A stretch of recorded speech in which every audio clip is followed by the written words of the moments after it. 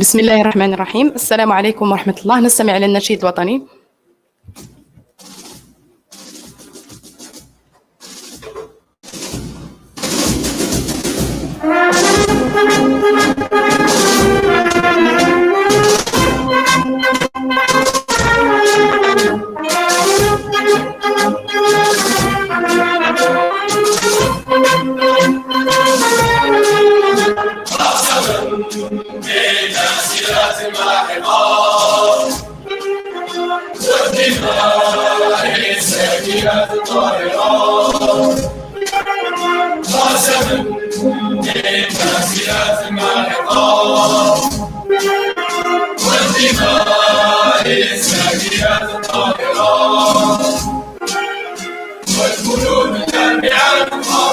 بسم الله. في الجبال الشامخات الشامخات نحن اخترنا حياتنا أولاد وعقدنا العزم أن تحيا الجزائر. على النشيد.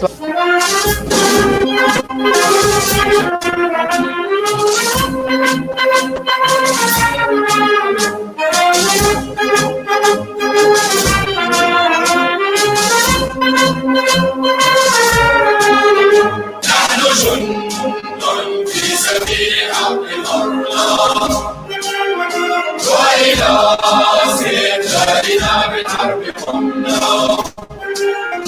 نحن جند في سبيل حق الله وإلى استقلالنا بالحرب قمنا. لم يكن إصرارنا لما نظمنا واتخذنا من المعروف بأسنا وعزفنا الأموال وشاشرنا وعقدنا العزم أن تحيا الجزائر.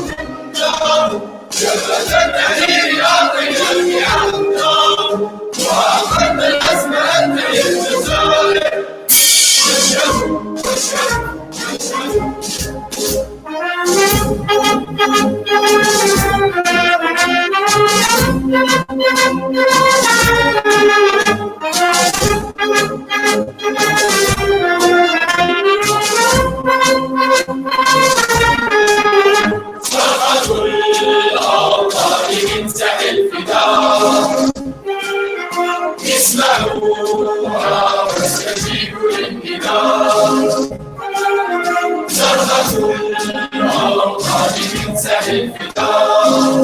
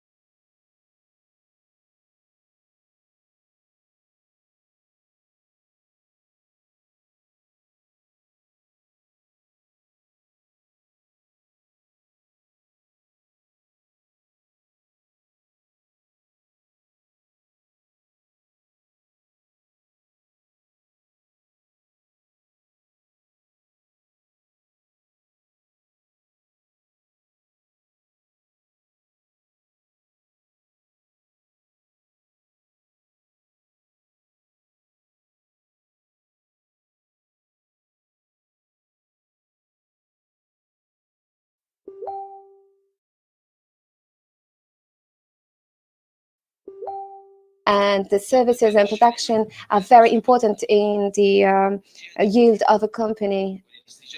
And on the other hand, and in order to respond to the requirements of international markets, the development of a system of standards is a very important part of the policy of the government, especially to face the competition, and that through the right standards and how to ratify them, and also through using the management systems that at the end of the day will ensure the security and safety of the users through the promotion of a national market able to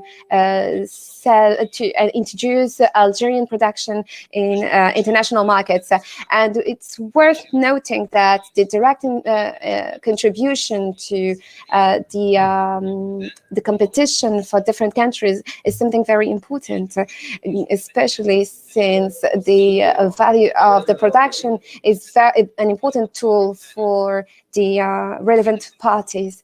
And in the same context, the standardization is one of the main themes for the economic intelligence, especially since the technical part is very difficult to separate from the political objectives of each country, especially since it's oftentimes it has to do with opening or closing the market in front of the competition. I would like to seize the opportunity as well to encourage the producers to contribute in the national commissions to participate in the standardization, which helps to apply the future rules and also to guide the markets, keeping into mind the interests of all the relevant parties. And also the standardization in our economies. We need to which is for the good of the population. And as part of the free trade in the African continent, we need to set new ways to cooperate with companies specialized in standardization for the perfect way to reinforce our exportation to other countries as part or following the standards, the international standards for the African trade. And it's worth noting that when Algeria joined the ZLECAf, it opened new ways of exportation to us. And it's worth noting as well that this region will extend to a market that has more than 1.3 billion people, and which will constitute more than 2.5 or 3 in 2050.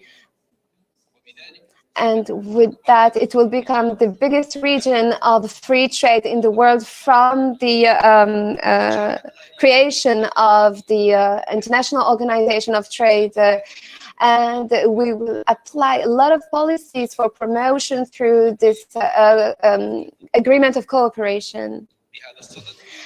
With this, many African countries have set programs in order to limit as much as possible the importation and the import of products, while using the principles of the ZLECAf and the other regional conventions.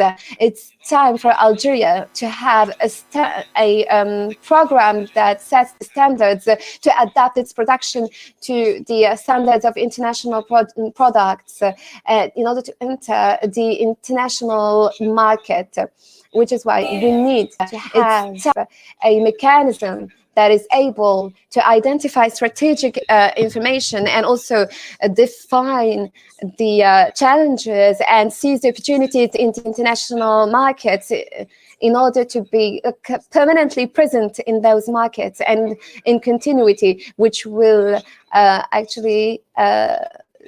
which is the reason why we need to have a series of programs on standardization. I declare this session open and wish you all the best. Thank you.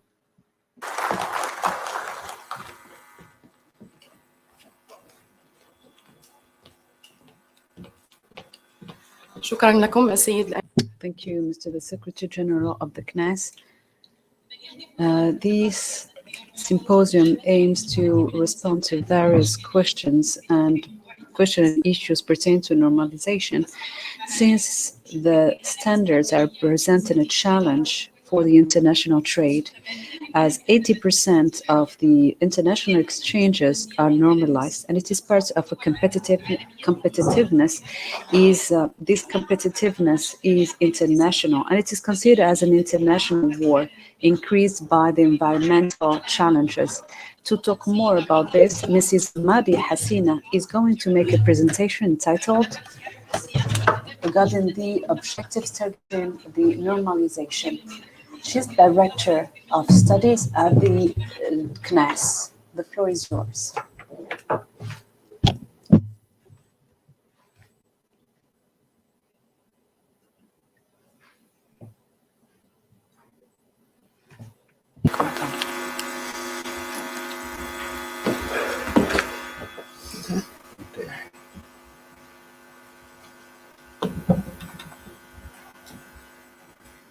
Vidéo plein écran.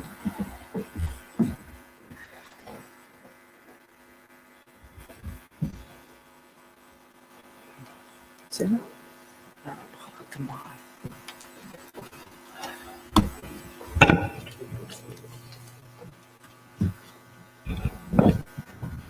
Merci. Mesdames et messieurs, honorables invités, bonjour. Je souhaite la bienvenue à tous les participants à ce séminaire. Ladies and gentlemen, dear guests, I would like to welcome all the participants under the normalization and international trade. Today, we are gathered in this meeting to participate to the proceedings and the workshops, the 5 workshops that will take place in this afternoon. Without further ado, I will start my presentation by presenting the current context that is marked by the norms and standards that represent stakes for companies' competitiveness. Those norms facilitate access to international market, where 80% of the norms are made in Europe and throughout the world. Regarding normalization stakes, normalization represents a stake for companies. It facilitates the free exchange of products while favoring the interoperability and comparativity of services. Moreover, normalization represents for competitiveness for the organization, taking care of norms and standards allows to streamline the production. That is why it is important to comply with these norms. And that is also an insurance for consumers. And the product needs to be of good quality. Regarding the definition of a norm, of a standard, what is the definition of a norm or standard? According to ISO, the norm is a document established by consensus approved by an organization, a recognized organization that provide for common and repeated actions, guidelines for activities where the results warranty, the safeguard, the warranty, and the result, optimum regard. It is important to remind that the standards are not binding, and the technical regulations are obligatory and published in the official journal. What is the objective? The objective of normalization is to open the floor to all stakeholders. There must be transparency. There must be a consensus. There is a coherence, intersectoral coherence. And they are national, the norms are national, regional, and international. What are the advantages of norms? Norms helps, first of all, to improve the quality, to reinforce the satisfaction of customers, and to increase sales. And they also help to reduce production costs through the optimization of operation related to the implementation of good manufacturing practices. Moreover, they help reduce the trade obstacles and pave the way to international markets. They increase the productivity and competition advantages. They reduce the negative effects on the environment.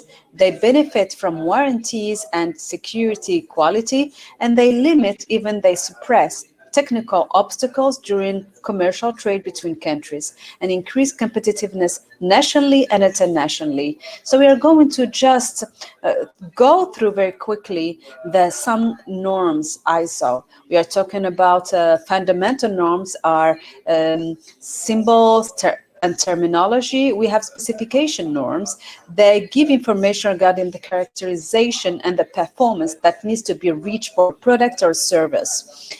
Norm analysis and test norms, they give you information about the tests that are made before the production of the service.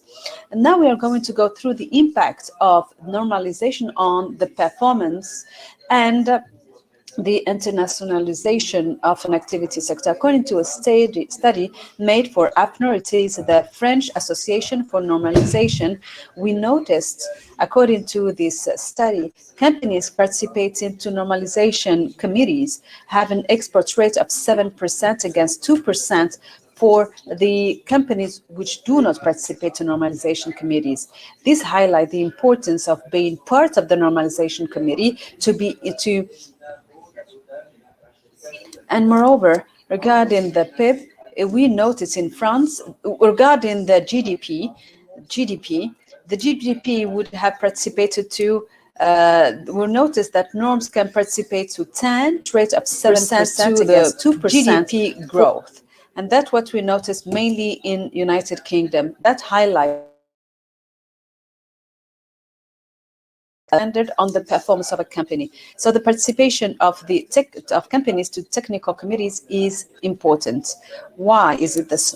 Is it so? This process can bring advantages to these companies while giving the company to have the possibility to express their point of view regarding the drafting of a norm, and while providing to companies information that can shape the market in the future. So thanks to this participation to the drafting of norms and standards, the concern and needs of companies will weigh on the process that will weigh on the process of the company in the future. For product certification, I will discuss it very quickly, and I think that the Algerax and Alienor will provide further information of certification and what's an accreditation. So a certification of product. Those are product norms and specific regulation, which are national, based off an international norm, and that defines the technical requirement for a product. And of course, following this process, we can provide a mark. We have about, in Algeria, 35 companies, so 65 products are certified as TEJ. TEJ is Algerian norm delivered by IANOR, and it is materialized by two letters, which is TEJ, which is the crown. For the accreditation, it is ISO. It is kind of an attest. It is like a certificate provided to a third party with an agreement with an evaluation or assessment company, and that proves the competency of the lab or an organized certification organization to do such an inspection. Who are the stakeholders in normalization? So we have normalization or bodies, we have public authorities, we have the professions, we have the industry, and we do have the experts, the consultants, the academic, who have an important share in this stakeholder. And finally, the consumer, who is also a stakeholder. We now move to the definition of the system of quality management. When we talk about system management quality, so this system is a whole, it's a gamut of actions set in place by companies wishing to have a quality objective or to improve, to continuously improve their performance in order to improve the quality of their production and their organization. What are the definition of SMQ? We have 7 principles. We have, first of all, principle of number 1, it is client orientation or based. That means we have to meet the needs of the customer. It is based on the leadership in charge of defining the strategy to be followed. Then number 3, second is the leadership, and number 4 is the involvement of personnel. The personnel have to understand the added value for their contribution in this process. Regarding the 4th principle. It's a process approach. And the objective is to highlight to meet the observed. Principle number 5 is continuous improvement. For the companies to be improving in a world which is evolving, this organization must evolve. That's a continuous improvement. So the principle number 6, it is a decision based on proofs. And number 7 is management of relations with stakeholders. The company are pushed to deal with their service providers and commercial partners. For the national system for normalization in Algeria, public authorities have set in place a program entitled Program for National Normalization that will help over time to have a better management of quality and environment within the Algerian companies. One of the points of this program is to providing advantages or financial incentives for exporting companies. And with exporting objective, with the ISO 9000 standard and a reference, all this should, in the mid and long term, improve the exports out of hydrocarbons, improving the national production and reducing costs. What are the incentives regarding certification? There's financial incentives within this program. First of all, there is a state contribution with 80% of the costs of the contract, and with 2 million per system.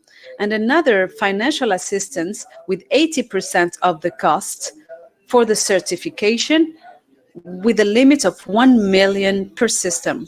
So currently, if we are gathered discussing this normalization international trade, the objectives of this meeting, first of all, is to raise awareness. All the stakeholders present here during this meeting of the CNESE, either it is public authorities as public, private companies, all the studies officers, they have to be,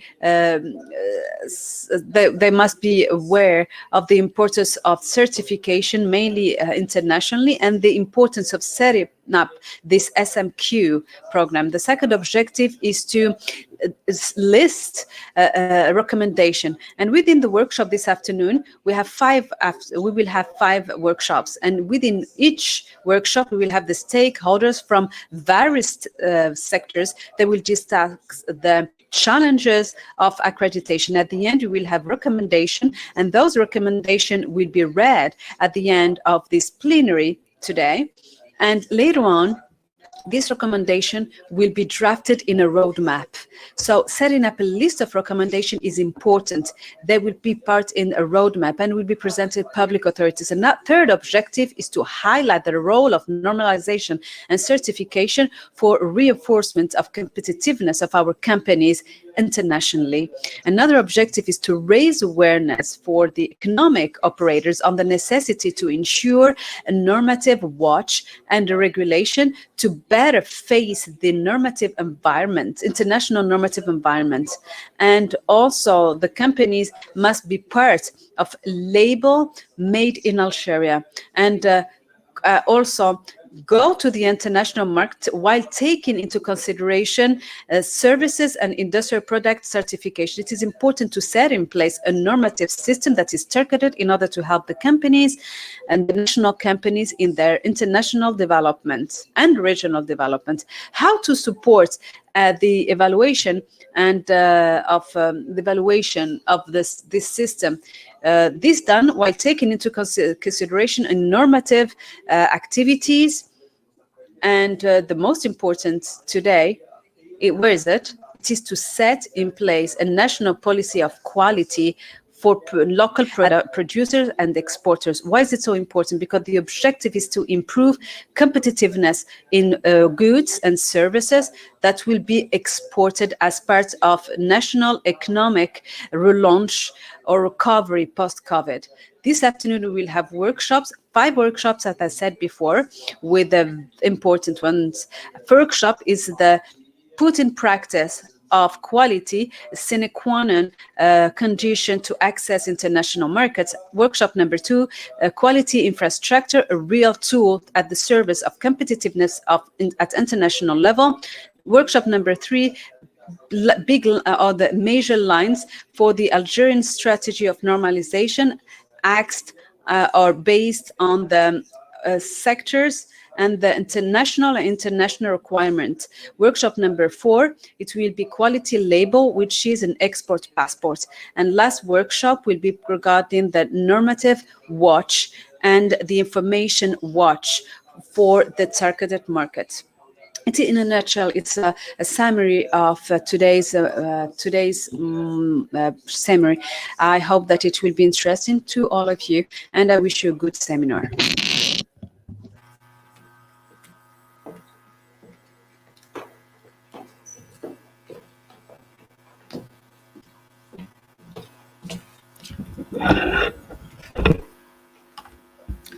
إذن أشكر سيدة مادي. I would like to thank Ms. Maddi for her intervention, which had to do with the normalization in general and its types and the objectives of this meeting. And without further ado, I would like to invite Mr. Henry, the technical expert of ISO Singapore, for his presentation on normalization and assessment of trade works. Standardization and adaptation of business, who is an expert and a technical expert in the ISO, the organization, the International Standardization Organization. Please go ahead. Thank you. Thank you, MC and ladies and gentlemen. My name is Henry. What I'm going to do is that I will present on the standardization and the business resilience. The standard that I'm involved in is the ISO 22301. And from the 2019 itself, you will think that this standard is pretty new.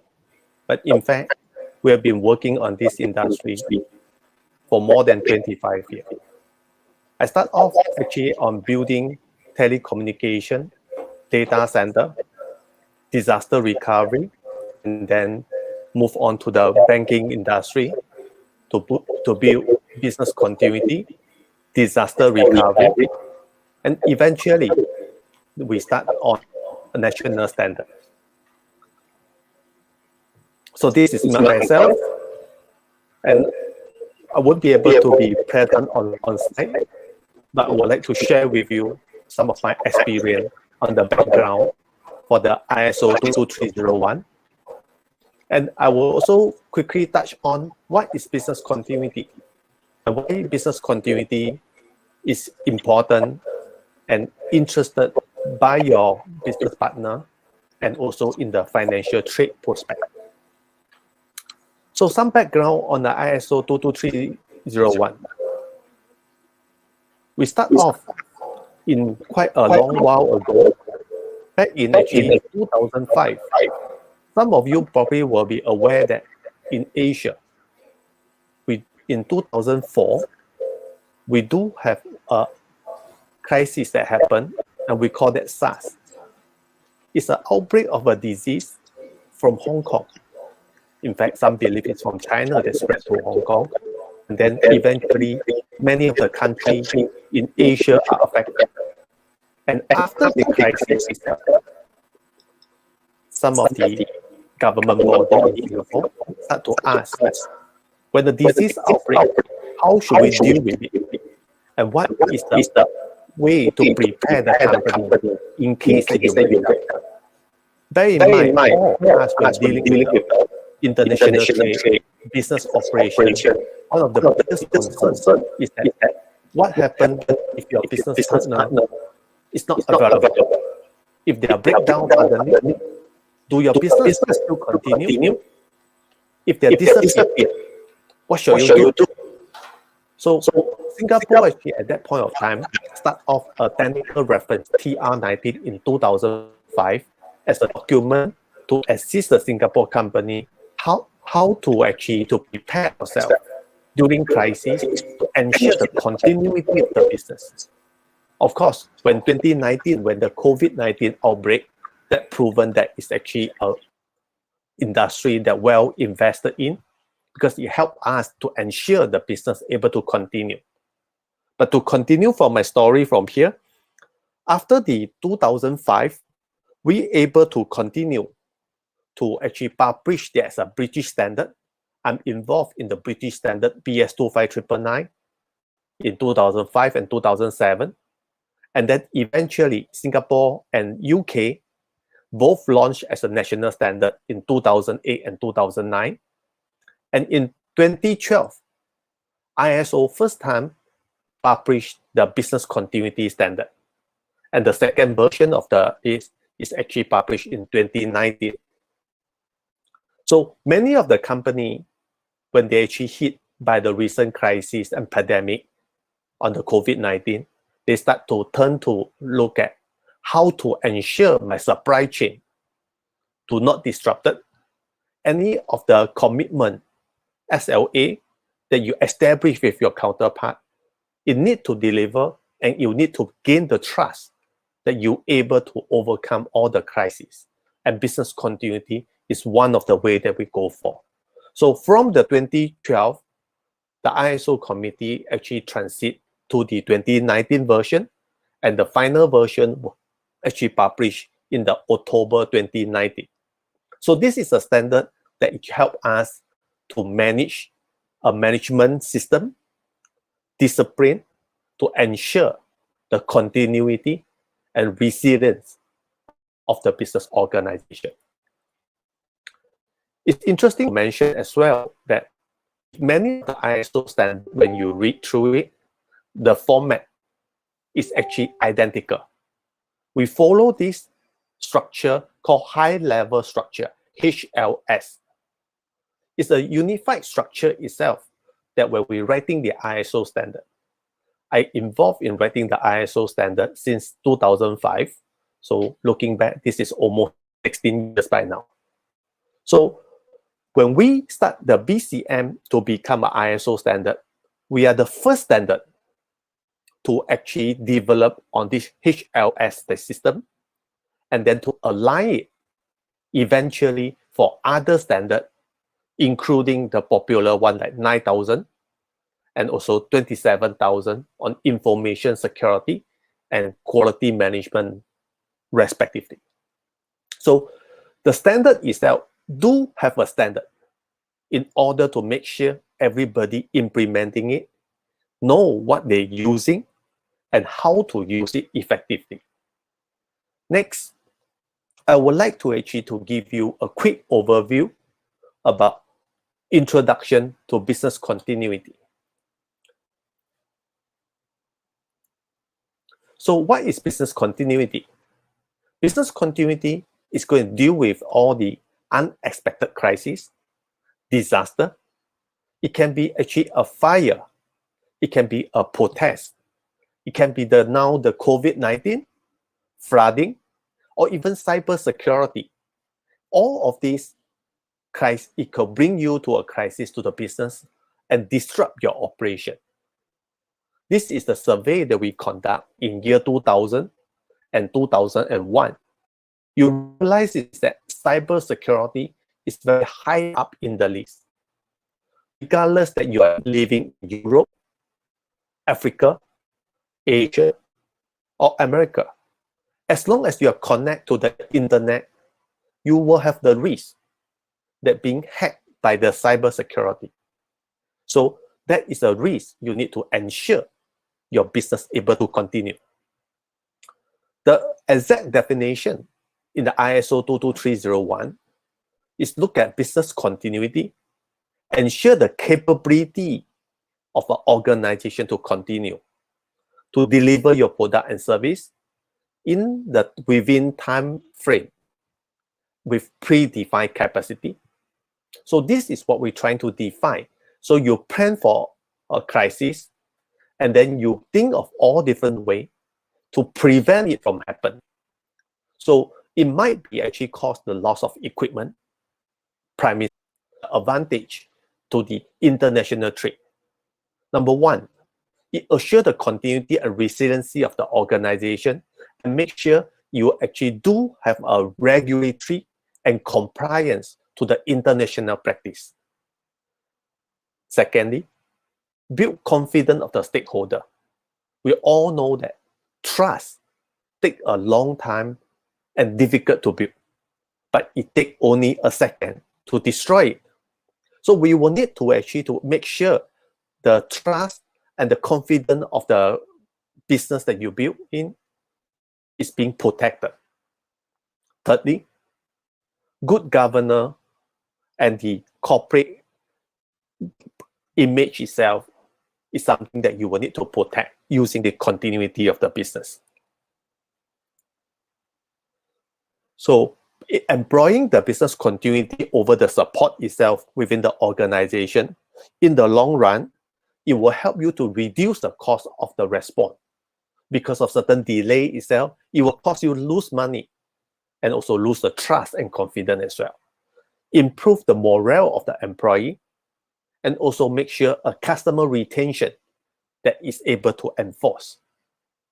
So all in all, this is how the ISO 22301 standard that we have, although we actually already since 2012 until now, so it's almost like 9 years of the standard, but the industry itself that we work on this is already more than 25 years. The ISO 22301 also have a close relationship with many other standards, this including the 31,000, risk management, 27,000, information security, 20,000, the IT service management. So these are actually standards are all closely related. Lastly, what I would like to share with you is that the entire industry itself, in fact, is actually closely linked together between business continuity, risk management, emergency management, supply chain, crisis management, and IT disaster recovery. I would like to end my presentation to using this picture. Business continuity is everyone's business and it's everybody's responsibility. It's just during the raining day, regardless you are the CEO or you are actually the general staff, you will need an umbrella to make sure that you stay dry and do not get wet. Thank you.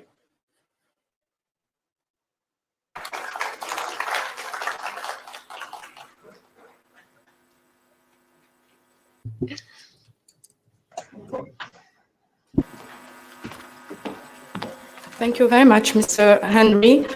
I remind that you are a technical expert from ISO, the International Standardization Organization, and your communication was on the standardization and business resilience, ISO 22301-2019.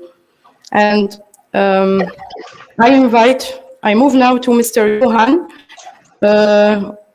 to deliver his communication entitled Standardization and International Trade in the Africa Continental Free Area.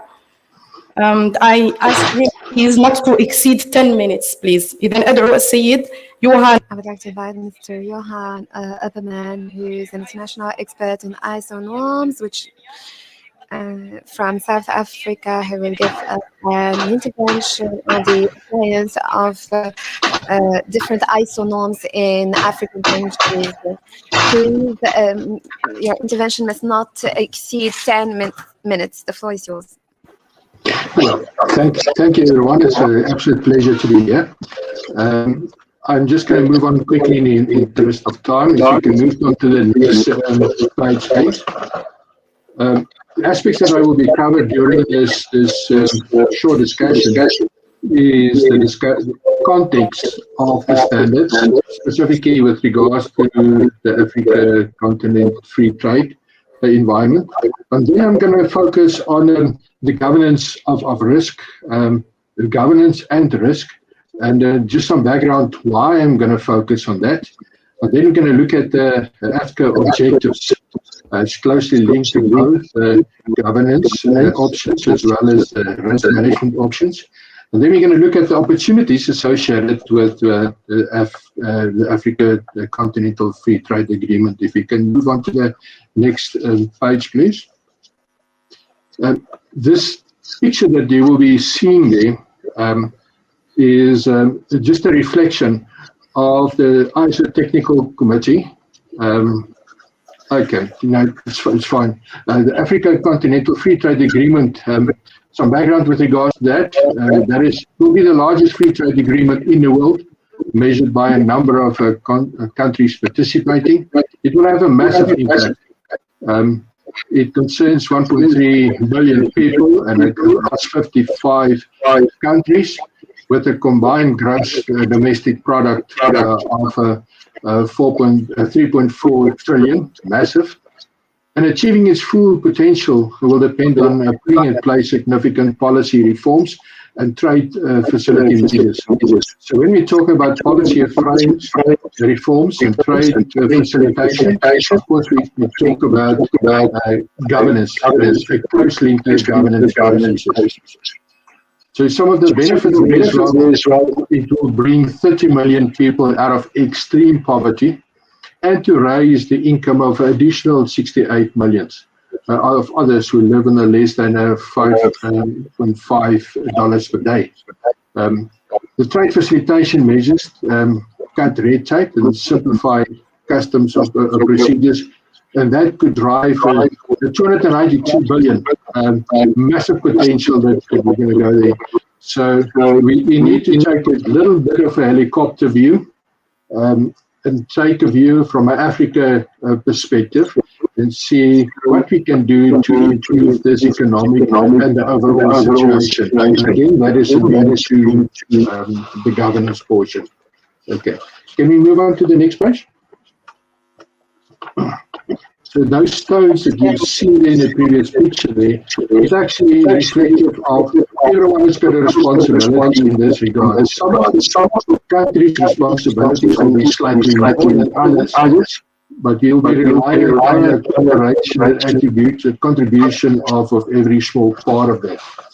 Now, this map that you see there is actually a reflection, and we're going to use it as a proxy of effective engagement with the standards, ISO standards. So the blue areas there are the countries that are actively taking part in the governance, the Technical Committee 239, which is responsible to address the governance of organizations. This technical committee also addresses some other standards, such as anti-bribery management systems, whistleblowing management systems, and compliance management systems. So the blue part in the world map is actually reflecting the countries that's actively taking part and also voting. The brown color are the observed members, so they monitor what is going on. So the big message here is when you look at Africa and when you look at the rest of the world, you will see a lot of gray areas. So there is a vast room for improvement to address standards in the governance space in Africa. When you look at Africa, the development of Africa, there was many studies confirming the situation in governance is actually main requirements to enhance effective growth and prosperity in the Africa continent. So ASO is the Africa Standards body, and so we will be working very closely with ASO. It's not a substitute of the International Standards Organization. One would like to see that it is aligned as far as possible to the international standards. But then also, if there are Africa-specific standards that is not impacting the global standards, that it addresses it on that specific level. The next slide, please. So looking at this world map, and the next one, it seems pretty familiar.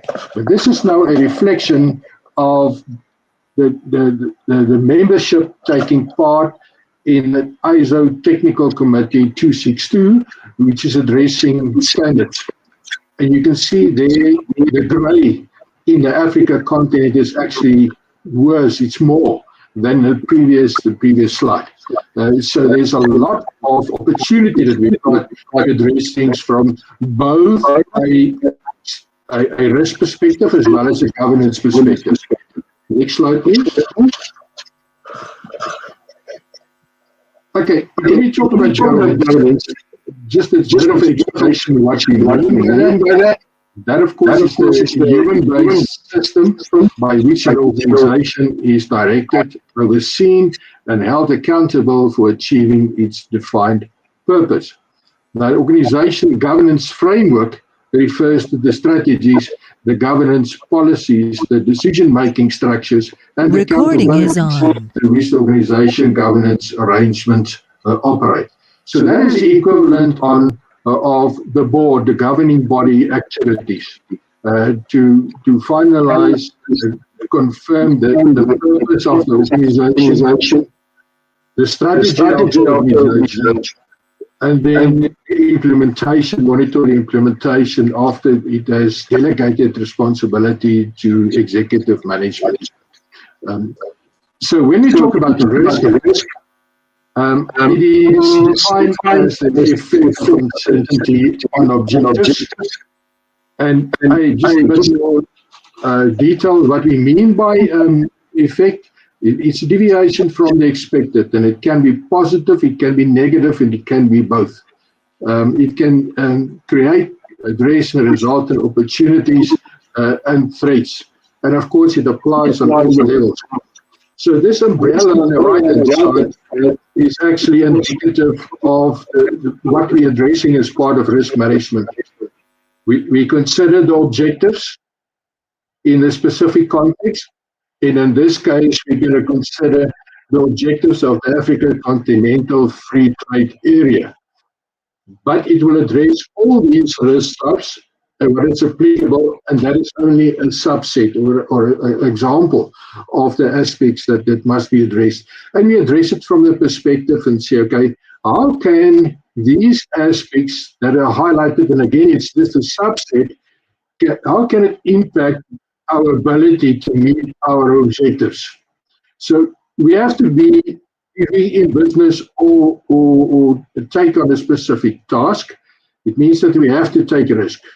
We cannot do anything if we don't take any risk, but we have to take appropriate levels of risk. If we take too little risk, we're not going to succeed within specific timelines. And I would like to give an example of the climate change, the agreements that we need to get to a net zero situation by 2050. So those are timelines that we have to work in. But if we take too much risk, then you're going to go belly up as well. So we have to take appropriate levels of risk, link it to the objectives that we would like to achieve. And then moving on to the next slide. And I'm not going to go into all the detail there. It is just some examples of, and these are actual examples of objectives of the Africa Continental Free Trade Area that then you have to do a risk assessment against. And if something might happen that impact that is of risk relevance, and we need to address those things. So one of the aspects is we would like to eliminate tariffs as part of the process. Now some of the countries in Africa are basically reliant on tariffs. So we need a total mindset and an opportunity mindset as well to go for so much trade that you can have a serious offset, of the sales and the taxes that you will receive, that you don't have to rely on the customs income anymore. This is just some example. So in the interest of time, I'm not going to go through everything there. but enhance the efficiency of custom procedures, trade and facilitation and transit. Trade in the African continent and everywhere can only work if you order something, and when you receive the aspect that you've ordered, that is of an adequate quality, you've received it in time, and it is durable. So, see, if those quality matters and time aspects and so forth cannot be met, of course, it's going to impact trade, and it's all of a risk-relevant aspect. It is supposed to enhance socio-economic development, diversification, and industrialization. So many of the African countries, some of them are fairly rich, but the economies are not diversified. They export a specific aspect, and if the price drops in a specific area, they're kind of in trouble. So this will enhance, from opportunity perspective, pardon me, the option to diversify the economies, which will bring down the risk and maximize opportunities again. If you can just go to the next slide. This is also just objectives. And again, I'm not going to go through everything, but one that I would like to highlight there is the Continental Customs Union that will be required at a later stage. Therefore, we need to have specific standards to have a customs union across the board following the same standards. We need to have identity standards, for instance. If it's accepted in one specific place, then it's accepted in the other side. So there's opportunity for technology to be utilized, not only in one specific country, but everywhere. So it means faster throughput through these customs and so forth. I think in the interest of time, if we can just move on to the next slide. So looking at the opportunities associated with international standards application is to progressively eliminate the tariffs. That will make things easier for us to include. Progressively liberalize the trade in services as well as goods. Cooperate on investment, intellectual property rights, and competition policy. Cooperate on all trade-related areas. Cooperate on custom matters and the implementation of free trade facilitation measures. Establish a mechanism for the settlement of disputes concerning the rights and obligations. And establish and maintain an institutional framework for the implementation and administration of the African Continental Free Trade Agreement. And this is my last point there, and you can see this is from the document, the African Continental Free Trade Agreement. Point G there, the last one there is, if you get to the framework dimension, you get to the governance dimension. If you get your planning processes well done, what you want to do, and then link it to effective execution in terms of what you would like to do, when you would like to do, and you risk assess it to optimize the likelihood that you will meet your objectives, then you are there. As I've indicated in the two slides, the world maps, there are vast opportunity for the Africa countries to get involved in standards development and the standards application, because what is accepted then in one country is accepted in another country, and we can speed things up, and also from a quality perspective. That is where I would like to conclude. If you can go on to the next slide. I don't know whether there is time for any additional questions.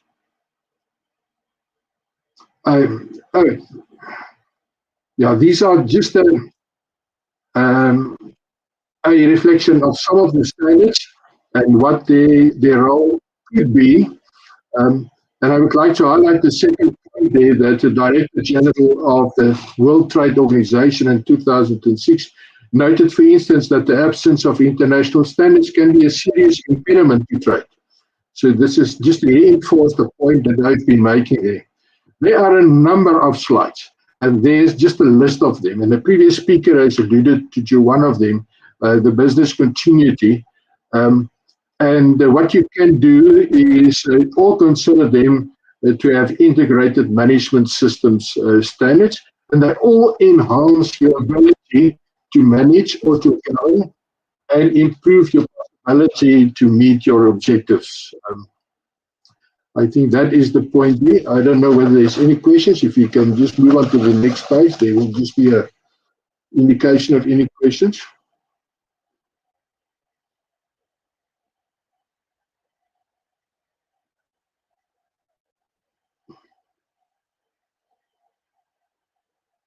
If there is nothing, I wish you well in your journey, and thank you for reinforcing the importance of this matter.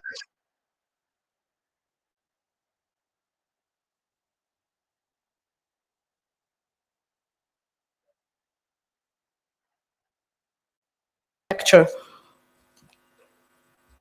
Thank you. Thank you. Yes, thank you very much. So it was Mr. Henry. Can I have a seat? It was Mr. Johan OPPERMAN from South Africa, and he did an intervention on the impact of the appliance of ISO norms 3100 and 3700. Thank you again. I would just like to remind you that with us today is Mr. Faisal Katkadi from the Department of Studies and Documentation, UGTT, and the SLICAF project coordinator from Tunisia, and as well as Mr. Pagon Bongo from the Congolese CS through video conference. So now I will leave the floor to Mr. Djamel HALES to present his communication on the standardization of these, and also the how the Ministry of Trade accompanied the Algerian products for exportation. Mr. HALES, the floor is yours. Just to recall that you are the General Manager of ENR, the National Institute of Standardization.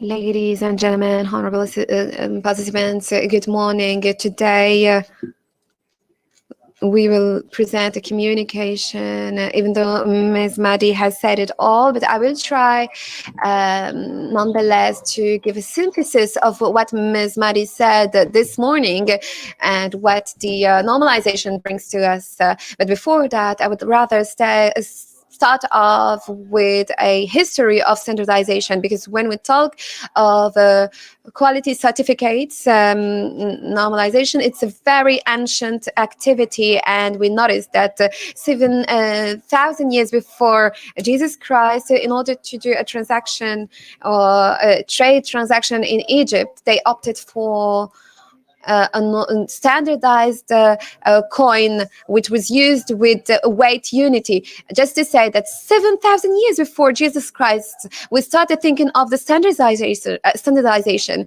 regarding the components of everything that has to do with the norms of, for example, cars.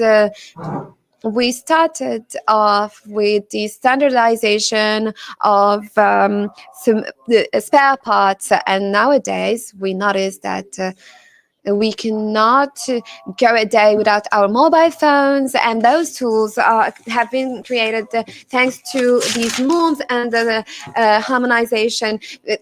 Otherwise, we wouldn't be able to connect remotely in the absence of those norms.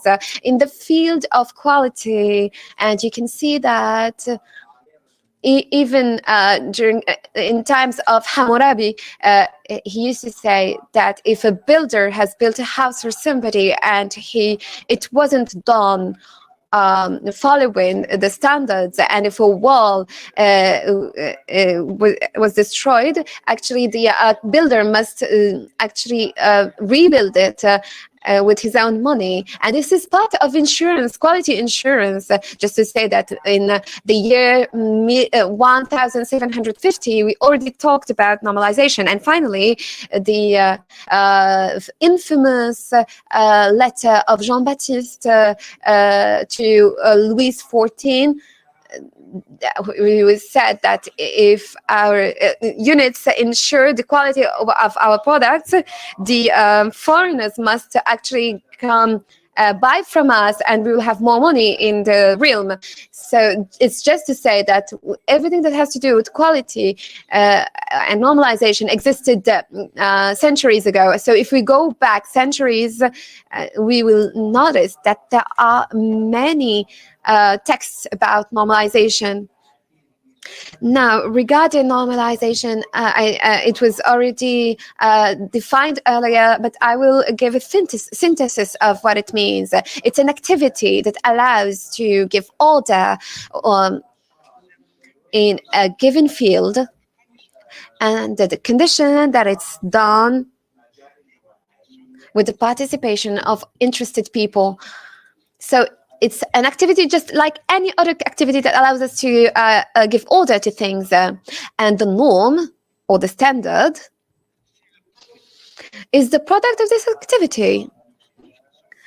So it's just to justify it. We cannot have norms if beforehand we haven't implemented a system or an organization, be it at the national, regional levels or international levels. Every time there's a normalization organization, be it at the local, national, international levels, we need to integrate this product, which is the norm. And in Algeria, based on the law 004 of June 2004, it defines that it must be applied, and the reason to that is because after the round of Marrakesh in 1994, the norm nowadays for OTCs, we already said that we have technical rules and conformity certificates. The norm is voluntary. When we want to make it mandatory, we do it through a technical text in Algeria, and this is when it becomes mandatory. However, if there is, even if it's not mandatory, if it's mentioned in a contract document, no matter the norm, it becomes mandatory because it was mentioned in the contract. The technical rules is a document that mentions the process or characteristics of the product or the modes, method of making it. Regarding the certification, I will leave it to my friend later, Mr. Nordin Boudissa, who will detail it in order not to repeat what he would say. But I will just give you the reference documents. So you have the code, which is a mandatory document. You have the norms that rule the game, which is done through consensus with all the actors in the market. And finally, the standard is what was defined by the group of actors. It was a limited group of actors. So often when we take an international standard, we see ISO TS. Why is it ISO TS? And the reason to that is because it hasn't followed the complete process, because there was an emergency, so some parties did not participate in the elaboration of this norm.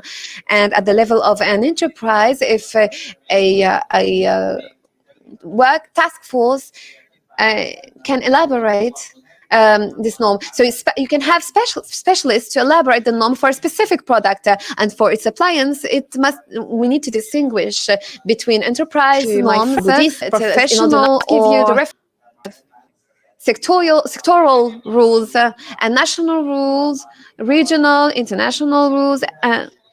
So if we take those norms, the enterprise norms are elaborated at the level of the corporation. Then the sectoral or others are elaborated in the sector itself or at the consortium.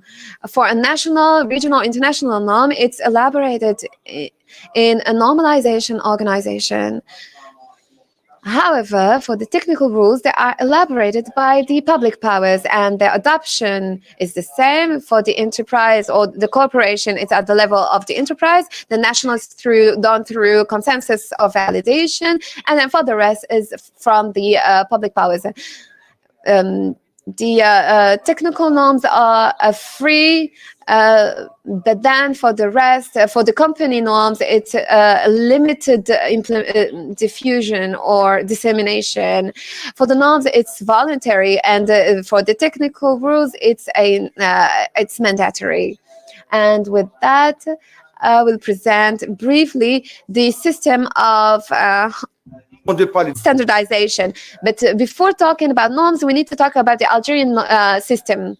The Algerian system, at the level of the pyramid, there's a system that is established by the minister in charge of standardization of his representatives. At the council, all the technical departments and professional associations, syndicates, they are all present at the council, and all the strategies of normalization, the adoption of the national program of standardization are adopted in this council of standardization that happens 3 times a year. But however, for 3 years, we are just renewing it. And the issue now is that we cannot have a strategy if this council is not operational. And right below it, there is there's a committee, and then the technical committee, and the normative activities, and finally the ministries in the technical rule activities. So this is the Algerian system of standardization, which was designed this way. And given that we are talking about norms, and today we will see that very often the norms that give us answers give answers to our operators and managers and leaders, because the leaders of the world are confronted to many challenges. In order to respond to those challenges, we need to have a certain quality and to have a strategy and a vision. All this is good, but it's not sufficient. And the reason to that is because the leaders need as well concrete tools that they can trust. And these are the international standards, a common commitment, and a measure system to renew the schedule of launch in the market, and also for interoperational ways. And there are costs, obviously. All the managers of companies need to know more about the costs, and the standard allows to optimize the cycle of consumption of the product and the costs of production, and it automatically has a mission of reducing the costs. And there's also the safety of products and everything that has to do with risks management.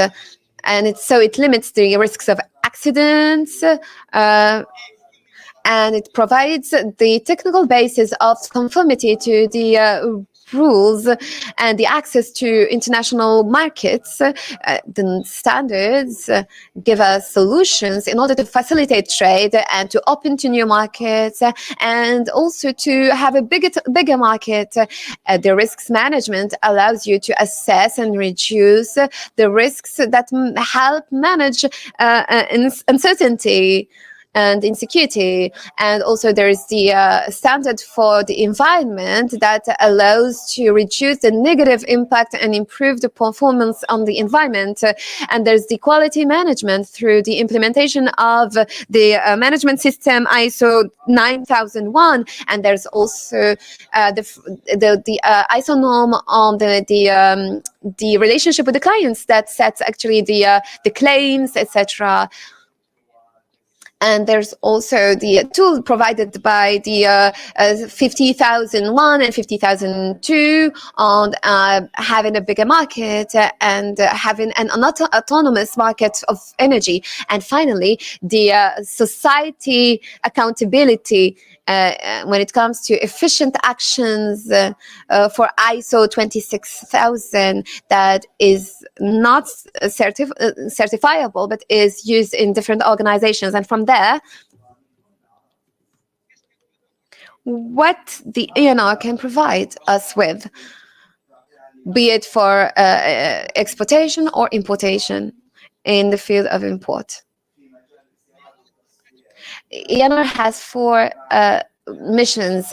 It elaborates the standards asked for by the different economic operators. Then it helps the operators to access to the norms.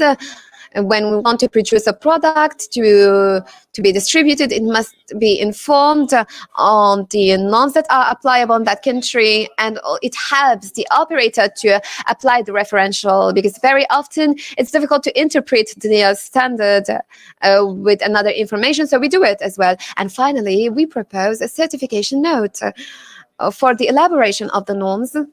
The first one is that today we have 72 national standardization committees, technical committees, and every time there's a need that is expressed by a given organization or an association or a company, we can create as many technical committees as we need to. And there is a fund, normative fund, that is available, that all the norms, international norms, regional and national norms are where they are available in real time, not like we did before when we needed to wait 3 weeks up to 2 months. Now it's in real time. We have a database that we can consult in real time. We put at their disposal a workspace like meeting rooms, and also get in touch with them to localize them and have them gather. And we ensure them a participation at the international level, at the African level, and at the Arab level, and finally at the Islamic level. And for 6 months now, we have integrated as well, especially when it comes to plastics and rubber. We have integrated the American organization to participate and give our opinion on their tasks. It's just to say that those committees nowadays at the international level are submitted to a condition. We cannot participate in international a committee if at the level of your country, at the ENR, we don't have a mirror committee that exists. So whenever we need it, we need to create one. And nowadays, all the stakes are done at the international level, because once an ISO norm is elaborated, it will be repercussed. It will have a repercussion at the national level, because now there is an agreement with OTCs. There's the Annex 3 for the good practices of standardization that stipulates that in Algeria, it has ratified in 2003 that whenever we normalize something at the national level, we must take the relevant element at the international level, and when we are away from it, we need to be careful.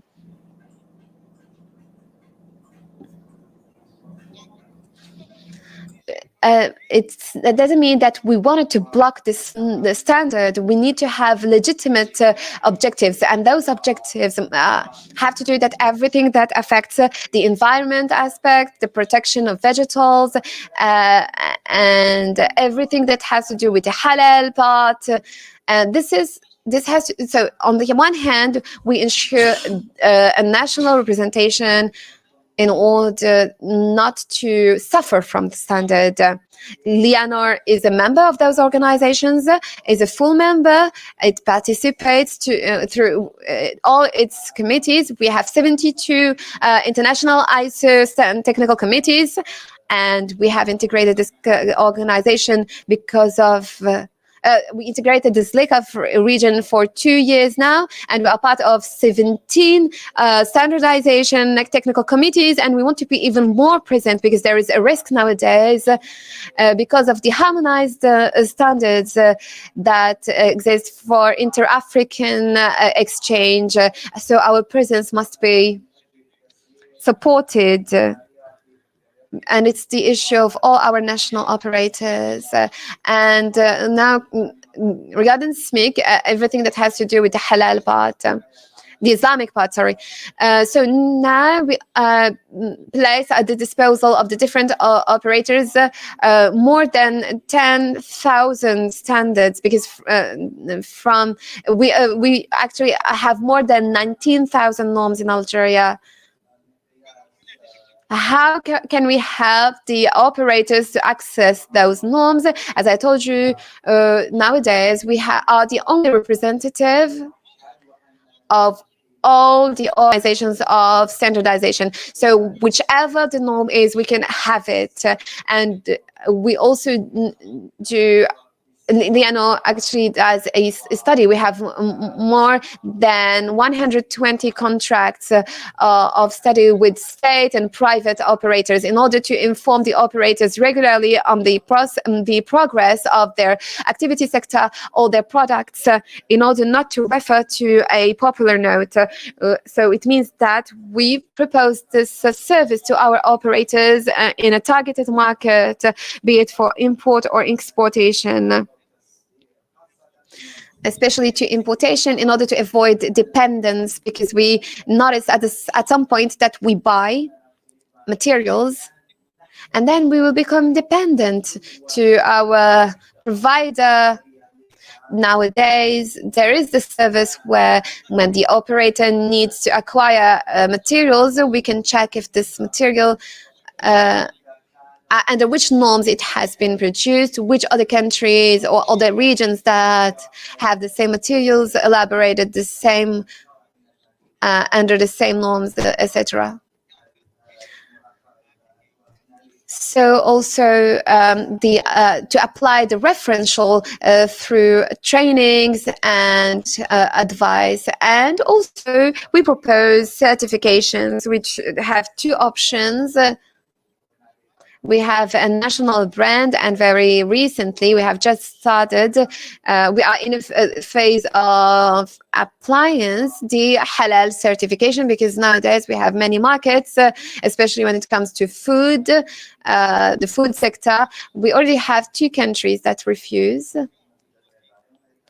for some types of meat to access their markets if this market is not certified halal by a recognized organization in their country. And finally, there's a very important point that I wanted to highlight. It's that LIANAR is the point of information of the International Organization of Trade. Even though we're not members yet, we do have OTCs and SBS. I will leave Mr. Zarmati to talk about SBS, but for OTCs, we have 3 transparency bodies in Algeria. We have the Ministry of Trade, then the Agriculture Ministry, and a 3rd ministry. And even though we're not members of the International Organization of Trade, we do participate through our other information points to share any information that has to do with the standards and technical rules and conformity. And finally, there's a very important point for our operators. There's a tool that is free, that is placed at their disposal, which is the EEPINK. The EEPIG is a point of information that will allow you to follow any market at the international level, as long as you are a member of the International Organization of Trade. So you can subscribe for free. You can go on this website, or you can do it through the website of DNR, where we can receive notifications and alerts, or you can subscribe for OTCs and SBS. So it's a subscription and interacts with the product. If you want to follow a given product in Vietnam, for example, in the field of textile, and you can simply subscribe and you will receive alerts on the standards that can be applied, the change, the rules, the process, the procedure of assessment. So I would say that it's a very important tool for our operators and for people who are in the exploitation field. It's for free, and it allows you to conquer other markets. And on this note, thank you. If you have questions, I'm ready to take them later. Donc, on remercie. Thank you, Mr. HALES Djamel, for this presentation regarding the contribution of the Algerian Institute for Normalization. in the certification and Algerian competitiveness. I would like to invite, without further ado, Mr. Boudissa, Director General of the Algerian Institution for Accreditation, INGERAC. It will be pertaining the status of accreditation in Algeria, and I'm inviting him not to exceed 10 minutes. Thank you.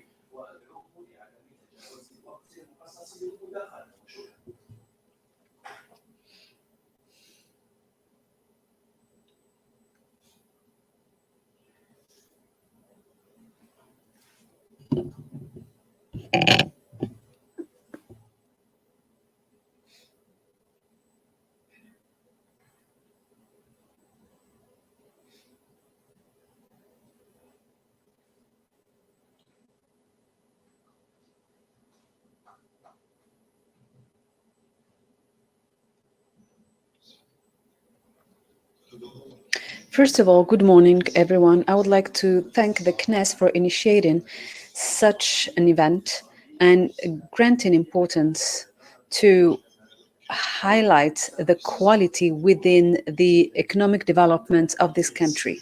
Everyone knows that we cannot have an economic development, an industrial program without discussing quality. Hence, the importance, strategic importance of the quality infrastructure brings and should be assessed to help the process, the development process of the country.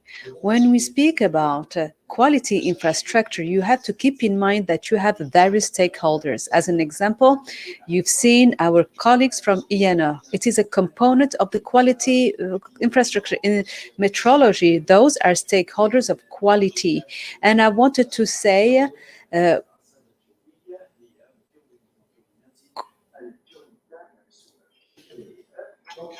so the metrology is an important element, and we do not mention it. It is everything that is pertaining to the assessment of compliance. What do I mean by this? It is everything pertaining to laboratories, and you should know that all kind of labs, whatever their specificity, their specialty, it is a body of or compliance assessment. If you are discussing certification bodies, we will go back to it. We have various kinds of certification system, people, product certifications based on established rules, and that INO and ISO set up in place. And you have also a strategic and regulated element pertaining to inspection and control, where you have 14 technical ministries which are involved. So all these stakeholders are important. What can we talk about? What can we say about the accreditation? Which is important. Is it up to the expected level to play the role that is expected from it? We still have a work to do. We have an upgrade, assistance, and we're all involved by this upgrade. This has been said, certification, normalization. Today with you, if you allow me so, to talk about accreditation, that comes always at the end of the quality infrastructure. When we set up an infrastructure, accreditation is at the last step. And it's very important to mention it, that is liable through its mission and the international practices to recognize the expertise of the quality infrastructure stakeholders, either it is INO, labs, organizations. This one is the one that knowledge the technical expertise. I'm saying it, but I will repeat it. The accreditation is indeed a test of the technical expertise. We are talking about a position. It's not a system. It is not a management system. If you are into wood, the lab will work only on wood. For each work or sector, you have to highlight your, that means that you have a reliable system, and you need to set up a reliable system, and you have a standard that needs to be applied, that we should not mix certification and accreditation. It is certification, and those are two, but they do not meet the needs of a lab. And you will understand later on when I'm saying that, because there is a lot of confusion between our approach. They said, I'm certified ISO 9000. It is quality management system. It's not their job. It's not the product. You must go to something else, and that's what I'm going to highlight later. So no confusion. So I am approved. Yes, it is necessary, it's important, but it's not enough. That I wanted to say. And you have, of course, accreditation. Accreditation is the scope, is to set up, is to make analysis, tests and actions through sampling. It is the only regulated action where accreditation is mandatory throughout the world. In this area, you have to certify products, services, system, and person. And if we are talking about trade, international trade specifically, if you have no product certification based on a special norm, you cannot, unfortunately, export your product. Unfortunately. And you have another aspect. We have the ISO 7024, like the defense, Sonatrach are trying to question it, and we set up the system for persons certification. So this is, the chart is important. That's how a certification organization is set up throughout the world. Those are norms or standards that affects the pertinent or the relevant norms and standards. Go back to the definition. It is the technical expertise of the assessment which had to apply with this. The labs, test, analysis, medical and biology. We talked about metrology. We have a real issue in Algeria, and we need somehow to take it into consideration. And we have everything that is pertaining to medical biology, which is part of Algerac. It is the only body that is in charge of that. And you have references. We talked about the ISO SA. Our South African expert said it directly. You cannot recognize the test, analysis, or biomedical lab if this lab is not recognized for the pertaining to the 17021 and the 17085. Regarding the inspection is everything that is pertaining to life. We control a boat, a ship, a factory. They must be controlled, and it is made by organization, and the activities are regulated, mandatory, and accredited in order to be able to be approved. Now approvals are made thanks to that, and the texts are being implemented. All the ministries are setting in place an approval of inspection organization, approved basically initially by Algerac. And you have the ISO 17020.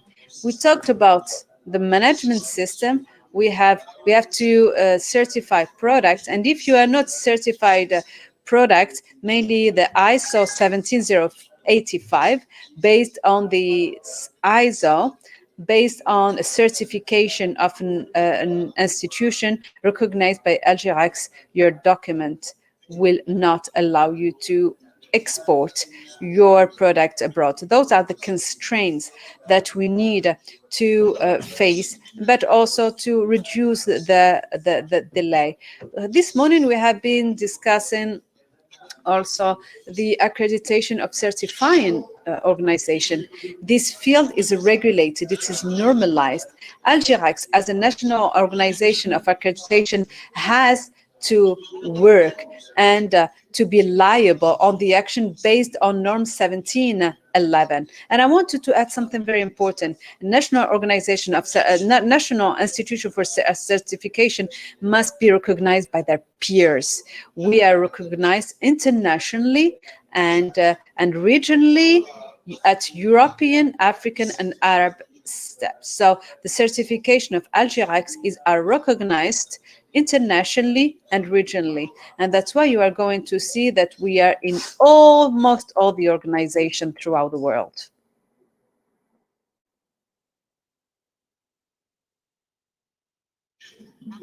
I'm going to give you this charts that highlight clearly that in a national economy, that's the role of the quality infrastructure. And that's why we are gathering today. And that kind of a system that can be all the norms, all the standards, all the stakeholders in quality are here. You have accreditation, certification, standards, norms, metrology, tests, reports, are related, interrelated, they are overlapping. And when they are here, they play their role, they bring an added value to the economy of a country, and in all sectors. Moreover, they made of this organization of institution are present internationally in international organization where they are specifically involved. If we are able to build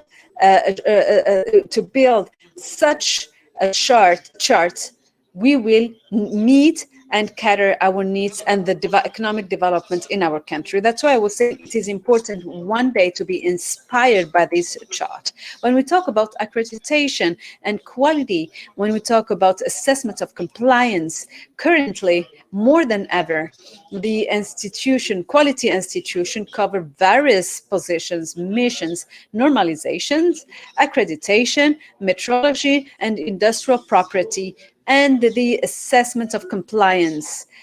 They remain currently and unfortunately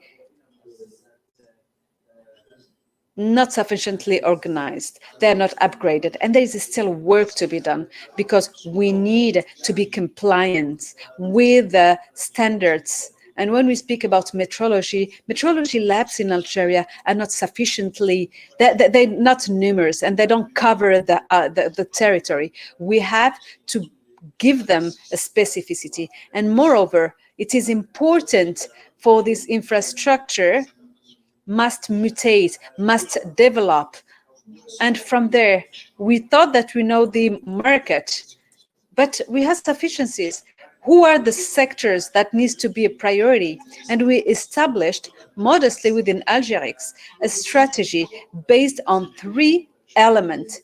I would like to mention them without spending a lot of time, because we're going on workshop, and during the workshop we'll have the opportunity to peruse them. First of all, our country must have a national network which is multi-sectorial, that is brought by the Ministry of Trade last Saturday, and last Sunday the ministry has adopted the multidisciplinary network that will be an important element to represent the national labs network on which the Algerian government will help, will use and help the Algerian market. It is a development, it is a work that has been done with Algeracs. We must, unfortunately, it has been said, we need technical regulations. We do not have a lot of our products are not respected, are not regulated, are not favored. And those who produce, they must think to protect their product and give the possibility to be exported. But before doing so, you need to have technical regulation that are validated, approved. And that's how you protect your product while exporting them, but also ensure that whatever import is compliant with our national specification. That's export and import. So the scheme that we set in place helps not only to export, but helps also to have the means, the technical means and normative means to check all our imports that we bring from abroad. And specifically now, our institutions that we accredited are recognized internationally. So that gives us strength to say yes to to a product to get in or not. And of course, we have an important element. We have a law that has been instituted by the Ministry of Trade. It is the Consumers Protection. It has been, we expected a lot from this law. It is very relevant.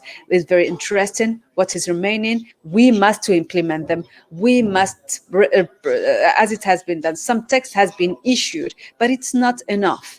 And we are in connection with the Ministry of Trade to generalize all the application text of this law. And I wanted also to tell you, here is the network, the multidisciplinary network that we want to set in place. We are not going to accredit everything. We are going to accredit in strategic sectors, though the labs, we have 240 labs. We started to accredit them. The number is important. We didn't reach 240, but we are doing it. We must also, in this same vein, add inspection organization and certifying organizations. This certification is and inspection will have an important role in Algerac's mission. And we are happy for that. And we are catering that need. We have 240 labs that need to have in order to build, or let's say, a quality infrastructure able to meet the needs of public authorities to regulate, control, and assess and protect national production. You have also Algerac, which is very interested, and it is important. Unfortunately, it hasn't been the case. All the technical assistance benefited from Algeria, all the assistance set in place by the ministries, now they must be oriented toward this policy of upgrade to have a maximum of stakeholders and controllers of quality control to meet the need of public authorities. What are the technical regulations? I said it already this morning. The number of technical regulations is so not important, so low that we cannot currently say that we have the normative possibility and the legal framework to protect our product. I will go back to that workshop, and here is the law, by the law 0903, where I wanted to say that we made a recommendation. I hope that during the workshop I will go through this accreditation and this recommendation, have a debate, and we can submit them during the plenary. And thank you for your attention.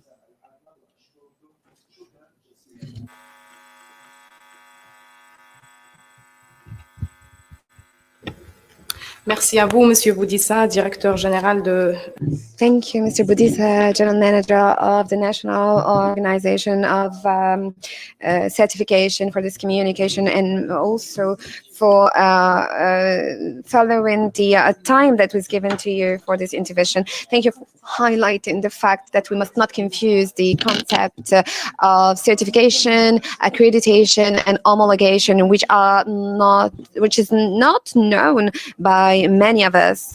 Now I will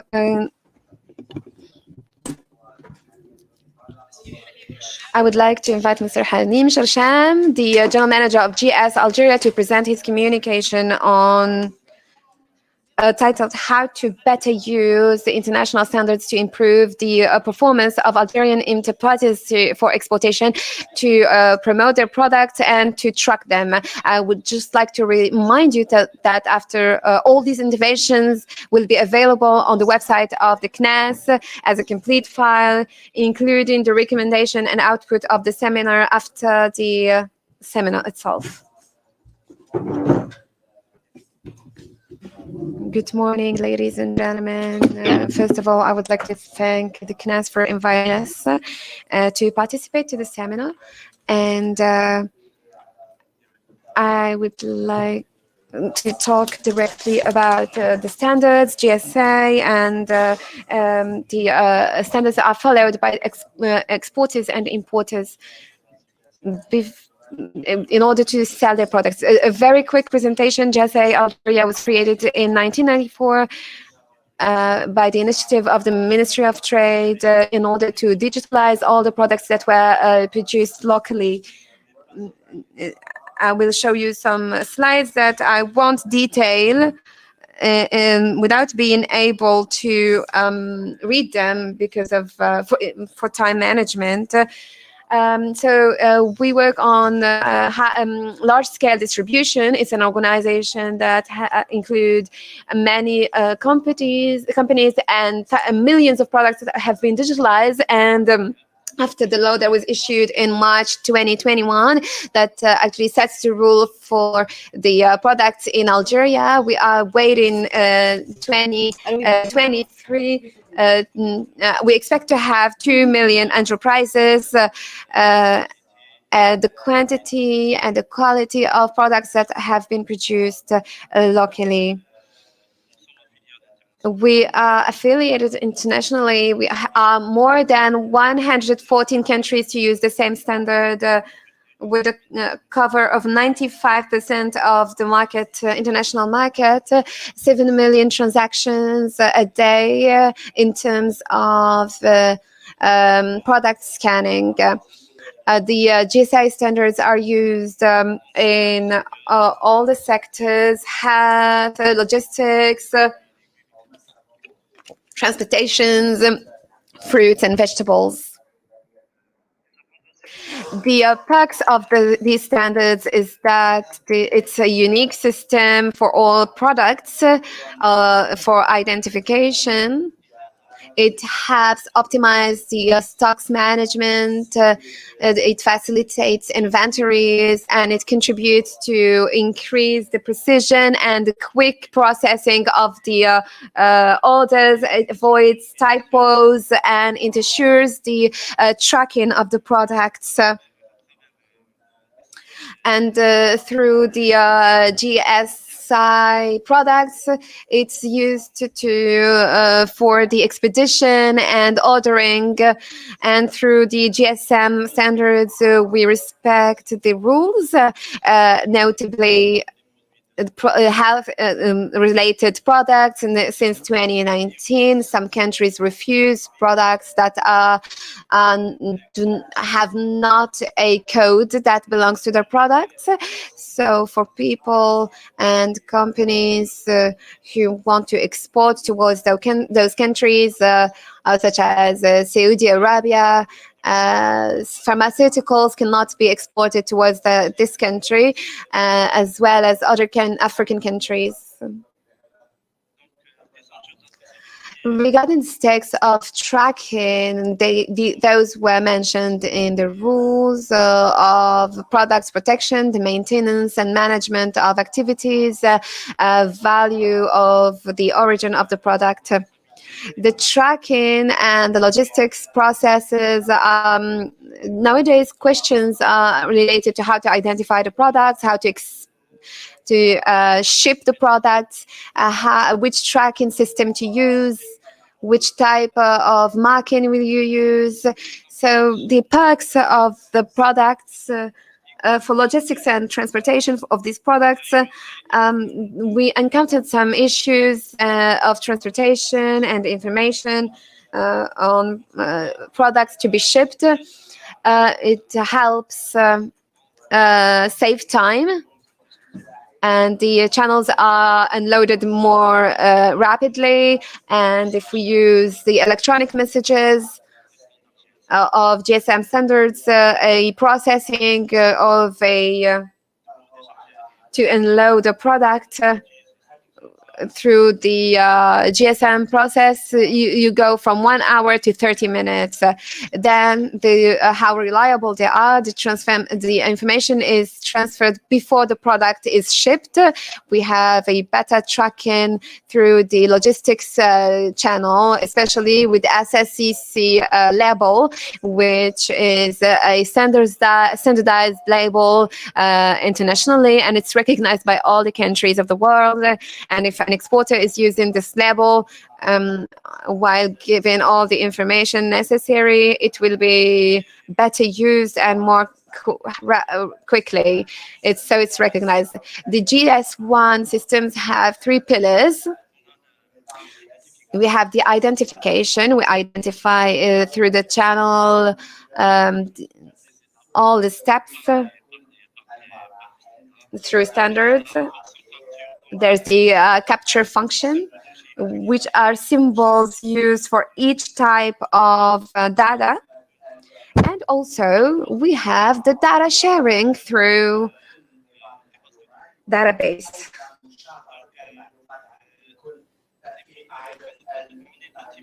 We identify we identify various standards. We have standards for locations, for products, and for shipments, transports, and those standards are used all along the channel, tracking channel, and some of the main key identification keys we have. The G10, which it's a key with 13 figures. It's easily identifiable through database. We have a national and international databases, and we are interconnected. So anytime you can scan any product, national or international product, and you will have information regarding the product instantaneously, no matter where you are or where the product was produced or sold. And then the GIN are addresses, public addresses for places. If I take a soda which was produced in different places, we can identify it or identify the location where it was produced. And more importantly, for our friends exporters, the identification of shipments. No Algerian enterprise uses it, but it's a label that is shared in different countries. If they export, you can find it in products that were imported. If exporters use it, it will become a key for them to access other countries, and it becomes an additional value to become more competitive. It's a universal product, as I said it earlier, along with an Algerian code. You can export anywhere in the world, and you don't need to change your number. It's an international code where is associated a static database that nowadays is 100% exploited by the Ministry of Trade to implement the mapping of products, and on the international level it's used as well. It's a key that has 13 figures structure and by country, and it has information regarding the countries. Each country has its own prefix in order to be able to identify it.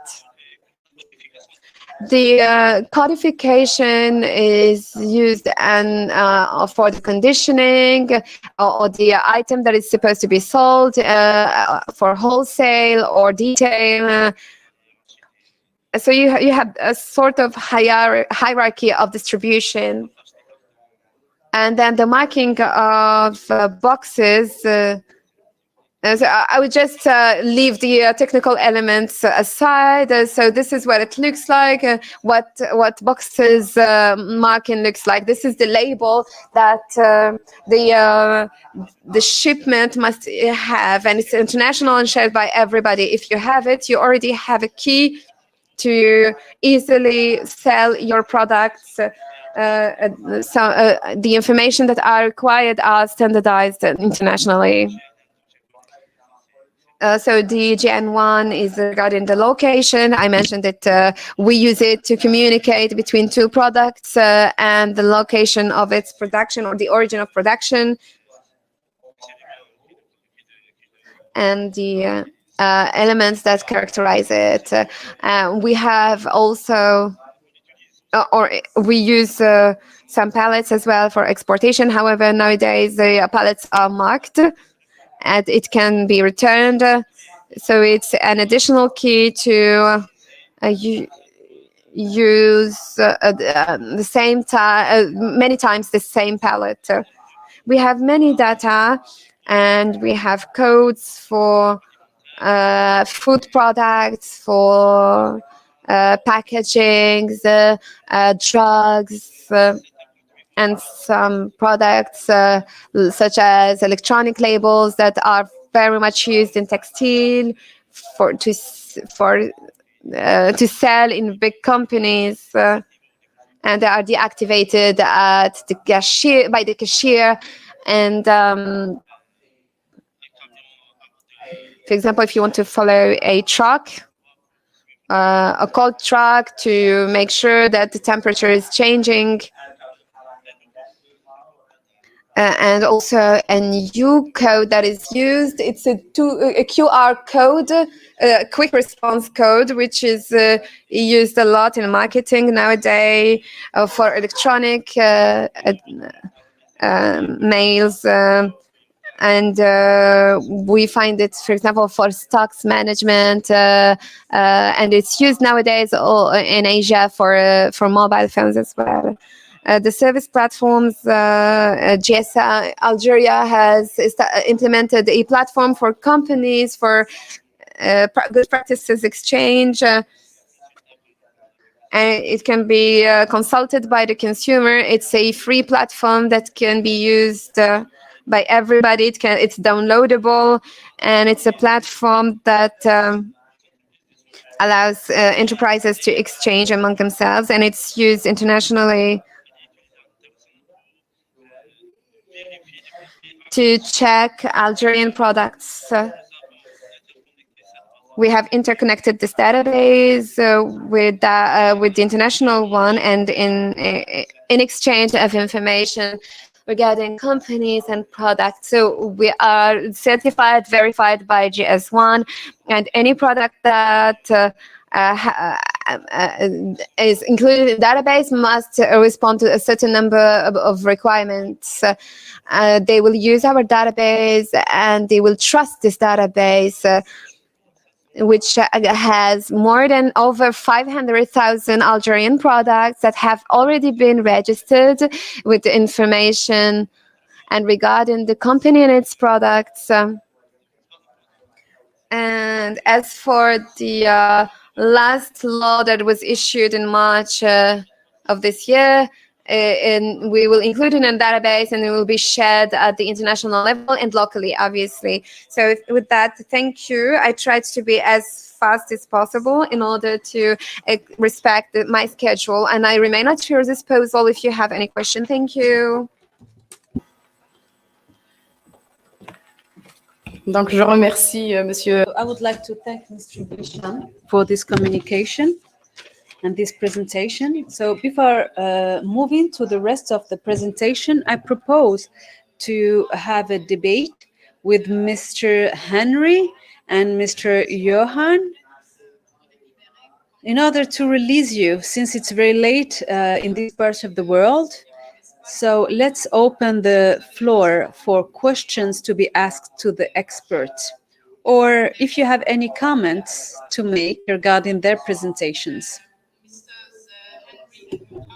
So to set you free, we suggest that a debate lecture is opened so that the attendees may ask you questions if they have. So I wish that you are with us.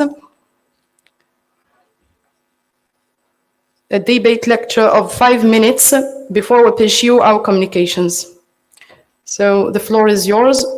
Donc, je passe la parole aux intervenants. So I would like to give the floor to the audience to ask questions and comments to the two international experts.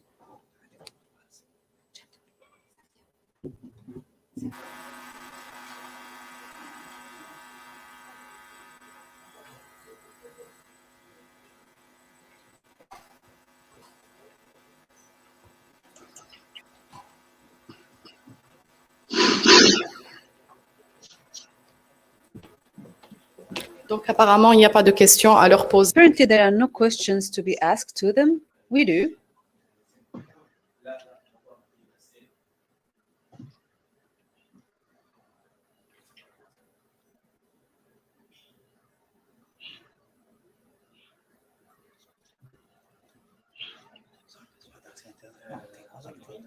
In the name of God, the great, the merciful, I would like to thank the organizers for this conference.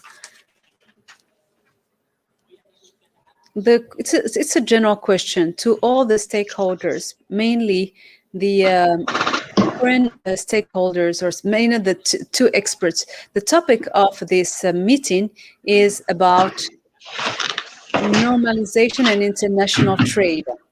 Normalization and international trade. So the current philosophy regarding foreign trade or international trade and the new ideas target mainly what is called targeting the international added value or value share. Since this international value share, the most important element is the participation of the states at various levels. Of course, the participation of each country is not the same. And the question is the following to the experts. Is normalization, will the normalization be specific to each country? That means in the future, should each country be specialized in that kind of normalization? What will each country be allowed to do? Mainly for the second expert, he discussed, we have Mr. Johan who is with us, Mr. Henry left. But if Mr. Johan can answer the question, that would be good. So the expert and the subject expert matter in Africa, in Algeria. It is true that we are interested in normalization, but tomorrow we'll have a challenge. This challenge is, as a country, what is your expert? What is your expert in normalization? You are specialized in normalization product 1, 2, 3, and other countries are specialized in another product, and that will be for 20 years. That may be an obstacle for other countries, but maybe that's why a free exchange area in Africa is important. And though we had assessment, the data used of 2006 and 2019, and even based on the testimonies of experts in assessment, said that the data were not accurate, were missing some important economic data. And even when it comes to statistics and reaffirming the efficiency of these data. And for the expert who discussed the African exchange region, he did not specify a region. It was made based on African economic polls. There was no specific assessments. So the question, I will go back and remind you of my question. What is the importance of normalization in the international value share? Thank you. Mr. Thank you for the question. Yes, have you heard his question? Yes, I think I've heard the question. I'll attempt to answer certainly, if not entirely, welcome to react to that as well. So the normalization process, the nature of international standards, basically, first instance, it is based on demand. You know, there is a requirement for the specific standard, and then national standards bodies across the whole world. Well, not across where they're members that would like to get involved. They participate in the process and they agree on the content. And therefore, it is essential to evaluate in a specific regard. Now, if a specific country has got standards, and those standards differ vastly from a neighboring country or another country on the African continent, it's going to complicate trade and manufacturing and exports and import tremendously. The whole purpose of international standards, that we reach agreement up front and then the application process becomes way easier. The whole exercise becomes way less complex, can be more effective and efficient. So that is from an international standard perspective, a global standard. Now, one would like to believe that there is some value adding associated with that.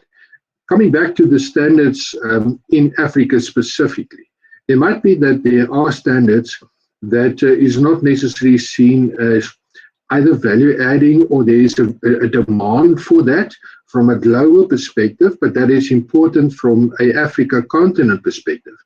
And this is where ARSO then plays a significant role, that so we can still have standards agreed on the Africa continent level to make sure that the trade within the continent, but with each other country, then is optimal. Now, in terms of promotion of the standards and so forth, it is quite possible and actually advisable that on a regional level, that there might be some coordination structures as well. And that is something that we are trying to achieve now on the southern point of Africa, on the SADC level, to see whether we can arrange more opportunities for discussion and enhancement of understanding of the standard. So come the next revision of the standard, that one could have a specific point, if you would like to stress a specific point, to be considered as part of a next update of a next revision of the standard, and they revise more or less every 5 years or reaffirmed. Then at least, you know, the points of view of the specific areas can be included. So in short, that is, I'm not sure whether I'm answering the question. If there's anything specific, more specific, welcome to respond to that.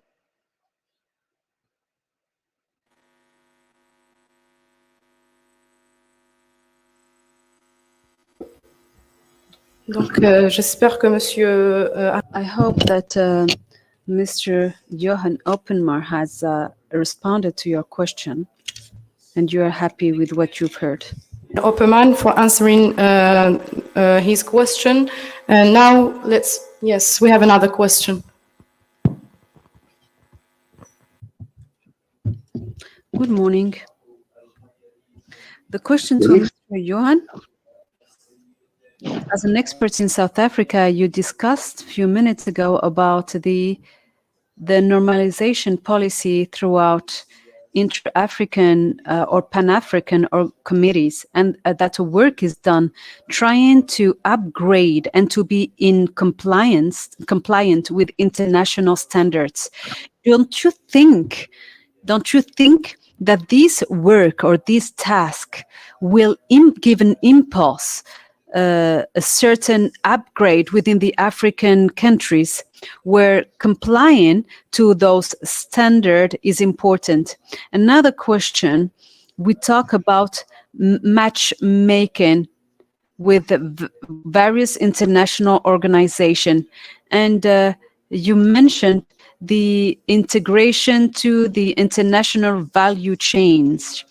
What is the work which is technically made to have this upgrade? And don't you think that certain countries that are part of the WTO are more prepared to this integration than others? I have a third question that we ask a lot regarding barriers or the or non-tariff barriers, which is an obstacle to inter-African relations. What do you think, or international or Pan-African exchange and trade? What do you think about that, about these tariffs?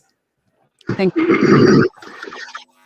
Thank you so much. It's very good to agree with you.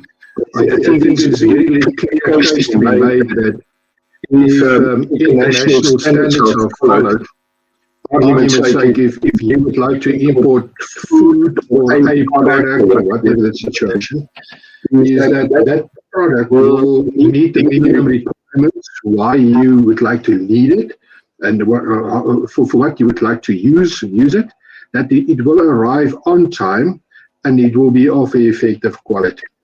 So if everyone subscribed to the same standard, you know, all those negotiations would actually follow. Everyone understands that everyone reaps the benefit of that. So from an effectiveness perspective, from an efficiency perspective, it is absolutely the case is there to be made. And I would like you to stress the point that this is now from a global perspective. So whatever we do in Africa is, if we agree and preferably contribute to those standards to make sure it also effectively accommodate our needs, then there is a uniform type of a standard globally that one can just apply. And remember now, we're not only doing trading within the Africa countries, we would like to trade as well with the rest of the world as well. And they very specific standards that products and exports must meet. So aligning these, we're opening up tremendous opportunities from a continental perspective, as well as from an overall perspective. But only from the business body in Africa, we can still have additional standard that is applicable only to Africa and not necessarily accepted in the rest of the world. But one would like to appreciate the fact that we don't want to go from an Africa continent perspective and agree on standards that are contrary to the rest of the world. That means that Africa will be isolated, and I think it is important that Africa also export and trade with the rest of the world. I trust that will answer that question. Specifically on the World Trade Organization, and I think I've alluded to that in my presentation, that the previous head of the World Trade Organization specifically mentioned the importance of standards. In the absence of standards, things become very, very complicated. You don't receive necessarily the quality product that you want. And if it happens once, you're not going to trade with another country or another company in a country again. So you're going to be excluded from the trade scene. The last portion is that the tariff income, if my understanding was correct. It is true that some of the countries in Africa are very, very reliant on tariffs, import tariffs. And there are agreements in sub-portions and regions in Africa as well with regards to that. And the whole purpose was actually to make certain areas viable that will, under normal circumstances, perhaps not even be viable. But this is the mindset that we need to change, and preferably from my perspective, that we don't go into a defensive mode and clamp down and protect what is ours. Because if we're going to do that, and every country is going to do that, we're going to hardly be trading. We need to apply the principle of abundance, that we're going to be opportunity taking, that we will be exporting and importing to the benefit, mutual benefit. It should be a win-win scenario. And therefore, you're going to trade so much that via this trade, you can generate some income taxes. And the taxes can actually then fund the necessary. And that is a carrot that you've got. You can see something if you trade. But if you apply tariffs, that is, of course, a deterrence. So if I'm going to decide where I'm going to sell my product to, and the country A is very user-friendly, and we would like to trade, and there's no trade tariffs, and the other one applied trade tariffs, I know where I'm going to go to. I'm not going to go to the area that is, looking after itself, protecting itself from a tariff perspective. It's going to be more costly for me, more difficult and more inefficient in order to go in there. So the whole purpose of the Africa Continental Free Trade Agreement is to make things easier for one another and to promote the trade amongst ourselves. That if we align with international standards, we're gearing ourselves up for effective international engagement and trade as well. And this is typically what Africa would like to see. We don't only want to export resources, we would like to manufacture as well. We would like to add the benefit, but we would like to apply effective quality and other standards and so forth that it's immediately acceptable for the rest of the world. I'm not so sure whether that answers your question, and if there's any follow-up questions. Yes, so you have answered his question. Thank you very much, Mr. Johan OPPERMAN. I remind that you are a consultant, certified consultant from the ISO from South Africa. Donc, we go back to the presentations. Mr. Zelmati at the PAB. I'm inviting him to make his presentation regarding product compliance based on international agreements and normalization. The floor is yours, sir.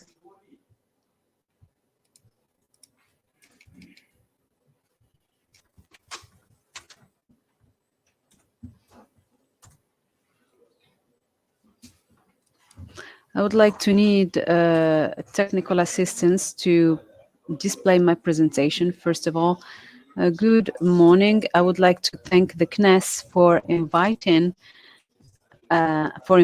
me and for giving me the opportunity to express myself.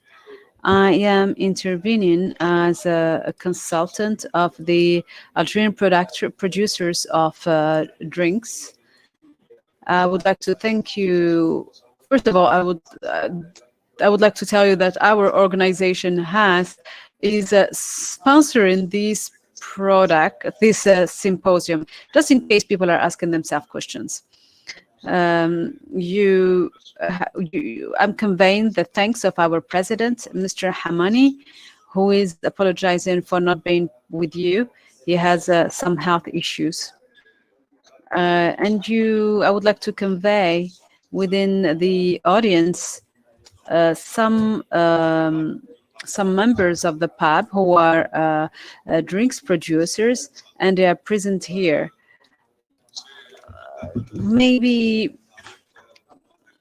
it is due to my profession, I am talking about this topic. For those who don't know me, I'm former official from the Ministry of Trade. I followed with attention the debates and chargé du contrôle aux frontières, promu directeur du contrôle et de la répression des fraudes, jusqu'à être secrétaire général de 2011 à 2015. De 2015 jusqu'à 2017, j'étais chargé de mission auprès de Monsieur le Premier ministre. Et j'ai eu la chance aussi d'être chef de délégation des négociateurs qui sont partis à Addis Abeba pour discuter des problèmes de la ZLEC. Donc, je suis même en mesure de répondre à nos amis sur les questions qu'on a posées à l'expert qui est Sud, donc Afrique.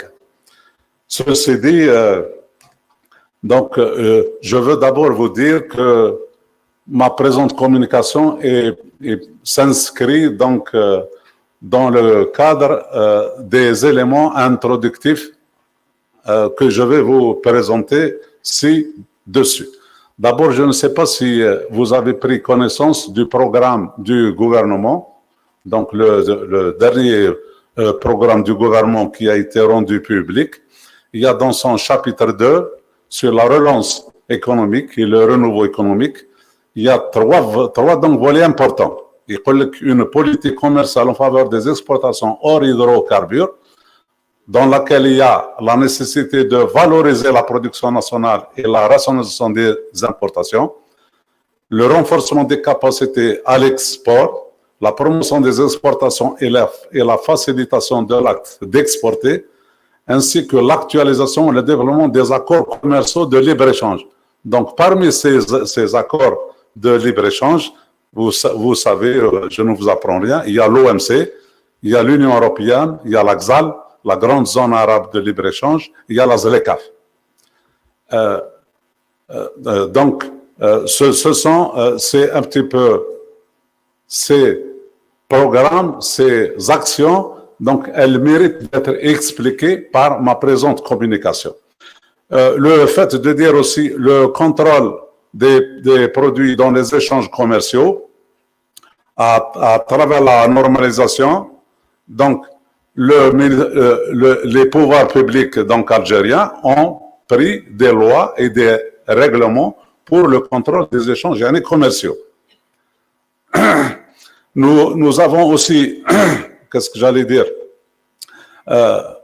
la thématique est peut-être importante parce que je vais parler beaucoup plus des normes SPS, sanitaires et phytosanitaires, et on a toujours dit que l'Algérie est compétitive en matière de produits agricoles. C'est pour ça qu'on dit on a des produits bio, on a la meilleure date, on a etc. Donc, c'est ça un petit peu le principe de ma communication. Alors, il faut dire que,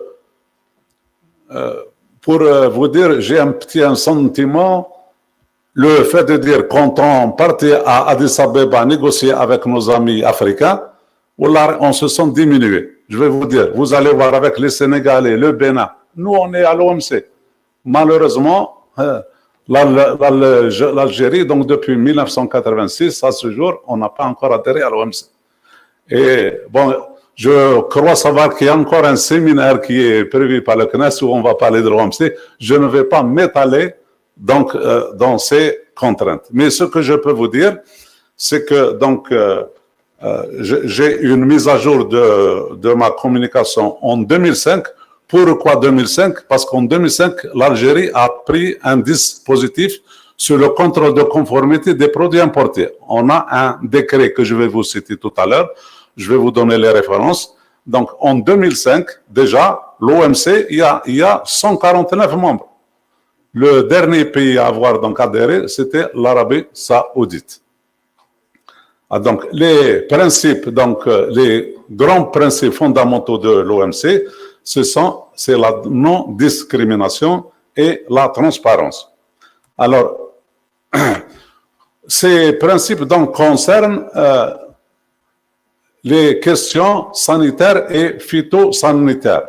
C'est surtout les trois grands pavés. C'est la protection de la santé humaine, donc il ne faut pas qu'il y ait un transfert de maladie. Je peux vous citer des exemples que j'ai eu à gérer. On a eu importé de l'Afrique, on a importé du café.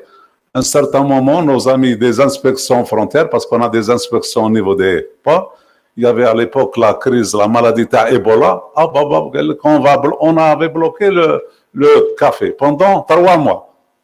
Et c'était illégal. Ce n'était pas conforme parce que la maladie Ebola ne se transmet pas par les marchandises. Donc, l'opérateur, malheureusement, il a été bloqué pendant 2 mois ou 3 mois pour avoir aussi pris une décision de le libérer. Donc, c'est la protection de la santé humaine, de la santé des animaux, de la santé des végétaux, la protection de l'environnement et les règlements et les normes techniques. Donc, c'est ça un petit peu la thématique d'aujourd'hui. Alors, tout à l'heure, on parlait des espaces, des normes, etc. Sachez que au niveau donc international, quand il y a un litige de normes, il y a notre ami, il a posé au Sud-Africain, on a des normes nationales, etc. Quand nous allons exporter un produit, il y a un litige sur la non-conformité, vous savez quelles sont les normes applicables? C'est les normes du codex alimentarius. Le codex alimentarius, c'est quoi? C'est une commission mixte d'experts de la FAO et de l'OMS. Et l'Algérie est membre du codex alimentarius. Donc, lorsqu'on prend des normes et des règlements algériens, des RTA, nous devons nous inspirer des normes internationales. On est obligé de s'inscrire comme ça. Pourquoi? Ça facilite les échanges. Parce que si nous allons faire une norme si vous voulez, sur une mesure, vous ne pouvez pas aller loin. Voilà. Et donc, il y a aussi, dans les organismes internationaux de normalisation, je reste surtout dans les produits alimentaires. Les produits alimentaires, donc les produits agricoles, les animaux, etc. Donc, c'est l'OIE, l'Office international des épices aussi. Par exemple, je vais vous citer, nous avons une loi vétérinaire. Quand on importe, quand les entreprises algériennes, nous avons des entreprises à la PAB qui font du lait. Hein. Pour importer de la poudre de lait, il vous faut une autorisation. L'autorisation, ce sont les services vétérinaires qui vous la donnent. Ils vous la donnent comment? Pour dire que le pays duquel vous allez importer ce lait ou cette viande ou cette vache ne contient pas des maladies. Il n'y a pas de maladies d'animaux au risque de ramener la maladie chez nous. Tout simplement, c'est carré. La même chose pour la CIPV, la Commission internationale de la protection des végétaux. Donc, c'est lorsqu'il y a des échanges de marchandises agricoles, les plants de vigne, les semences, le blé, l'Algérie importe beaucoup donc, de céréales, etc. Donc, c'est soumis à des normes et à des règlements spécifiques concernant ces produits. Donc, les obstacles non tarifaires, donc ce sont des normes. À travers ces normes, on donne des définitions parce qu'il faut parler le même aussi langage. Quand on importe une cargaison de lait, hein, je reste dans le nous avons pris un règlement technique. On a défini ce que c'est que le lait. Le lait est le produit d'une vache saine, en bonne santé, de la traite, donc c'est défini. C'est un arrêté, il est publié au journal officiel, il s'applique à tout le monde. Et dans les laits, il y a encore des catégories. Il y a les laits en poudre, il y a les laits pasteurisés, il y a les laits stérilisés. Donc, tout ça, ça fait partie de normes. Donc, ces normes, elles sont donc mises en œuvre à travers une diverse hiérarchie de textes. Ça peut être des lois. Maintenant, je vais vous prendre un exemple. L'obligation de faire de l'étiquetage quand on importe des produits, il faut que ça soit fait en langue arabe. La loi sur la génération de la langue arabe. Donc, on a un ancrage juridique. C'est un principe fondamental parce que le consommateur, notre langue nationale est en arabe, donc il faut que l'étiquette du produit soit dans une langue compréhensible par le consommateur. Vous avez des décrets. On a normalisé la farine panifiable, le café, à travers un décret. Il y a d'autres aussi produits, tels que le lait, tels que les viandes, tels que les cashirs, etc. Ce sont des arrêtés ou des arrêtés interministériels. Des fois, vous n'avez pas de normes. Tout à l'heure, on a parlé, notre ami de Liano, il a parlé de normes entreprises ou de normes professionnelles. On vous dit, ce sont les bonnes pratiques de fabrication. Donc, c'est au niveau de la corporation, au niveau de notre association. Nous avons vu, je ne sais pas s'il y a une étiquette là-bas, on parle d'un label buvez tranquille.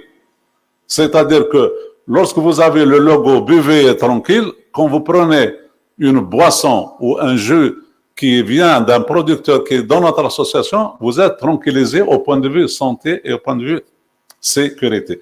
Il y a aussi des normes socio et économiques et environnementales, des normes qui sont environnementales. On a eu un cas, je vais vous citer un exemple. Si vous appliquez les normes uniquement sanitaires, etc., ça passe. On a eu récemment importé du blé où on a trouvé dans les cales des animaux, haram, des cochons. C'était des cochons qui ont été transportés dans un navire. Ils ont crevé, on a mis du blé dessus. Donc, c'est un dommage moral à l'Algérie. Nous sommes des musulmans. On n'a pas à nous fourguer, j'allais dire, des animaux qui ne méritent pas d'être dans notre rite musulman. Alors, que prévoit l'accord SPS de l'OMC? Alors, d'abord, on ne peut pas faire une norme juste pour le plaisir. Il faut s'inscrire, toutes les normes que nous avons faites, elles s'inscrivent dans ces principes. C'est donc protéger la vie des gens à travers les maladies qui sont portées par soit des animaux, soit des végétaux ou des produits animaux ou d'origine animale. Je vais vous citer des exemples. À la belle que nous avons importé il y a une quinzaine d'années, il me semble, je ne me souviens plus, des oranges qui étaient refoulées de l'Union européenne, c'est des oranges marocaines. Il y a eu une maladie, je crois que c'est la cératite, ou là, comment on appelle ça, il y a les agronomes, peut-être ils connaissent, eh bien, ce sont les épluchures d'oranges qui ont été jetées dans la nature qui ont fait que nous avons contaminé nos vergers. Vous voyez, donc c'est beaucoup plus compliqué que ça, c'est très pertinent. Et c'est comme ça que vous allez discuter avec des agriculteurs. À l'époque, il y a beaucoup de maladies qui n'existaient pas. Maintenant, on vous parle, l'oïdium, le mildiou, le ceci, le cela.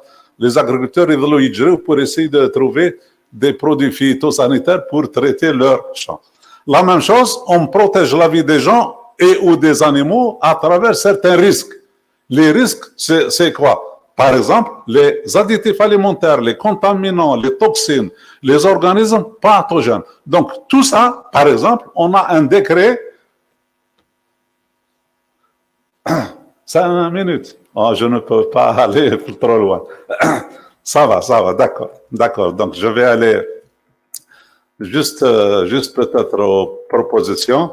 Alors, c'est juste aussi pour vous dire que dans l'accord sur l'OMC, on a parlé tout à l'heure de normes sur les procédures d'inspection, etc.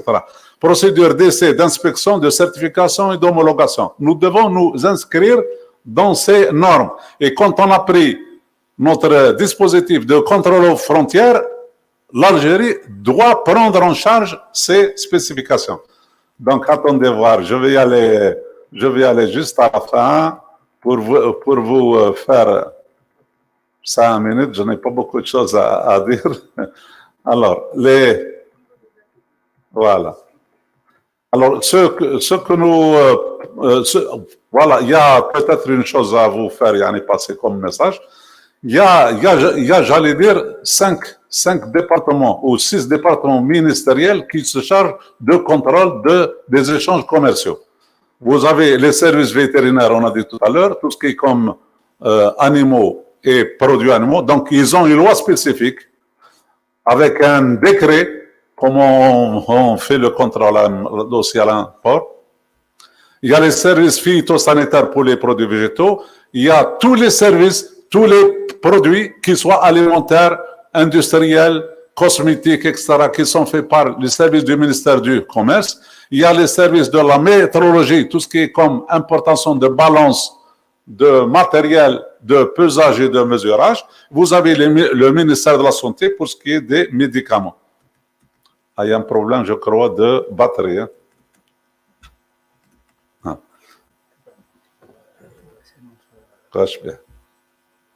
C'est bon, il y a un slide. Voilà. Ce que nous avons comme recommandation à faire, et je terminerai là.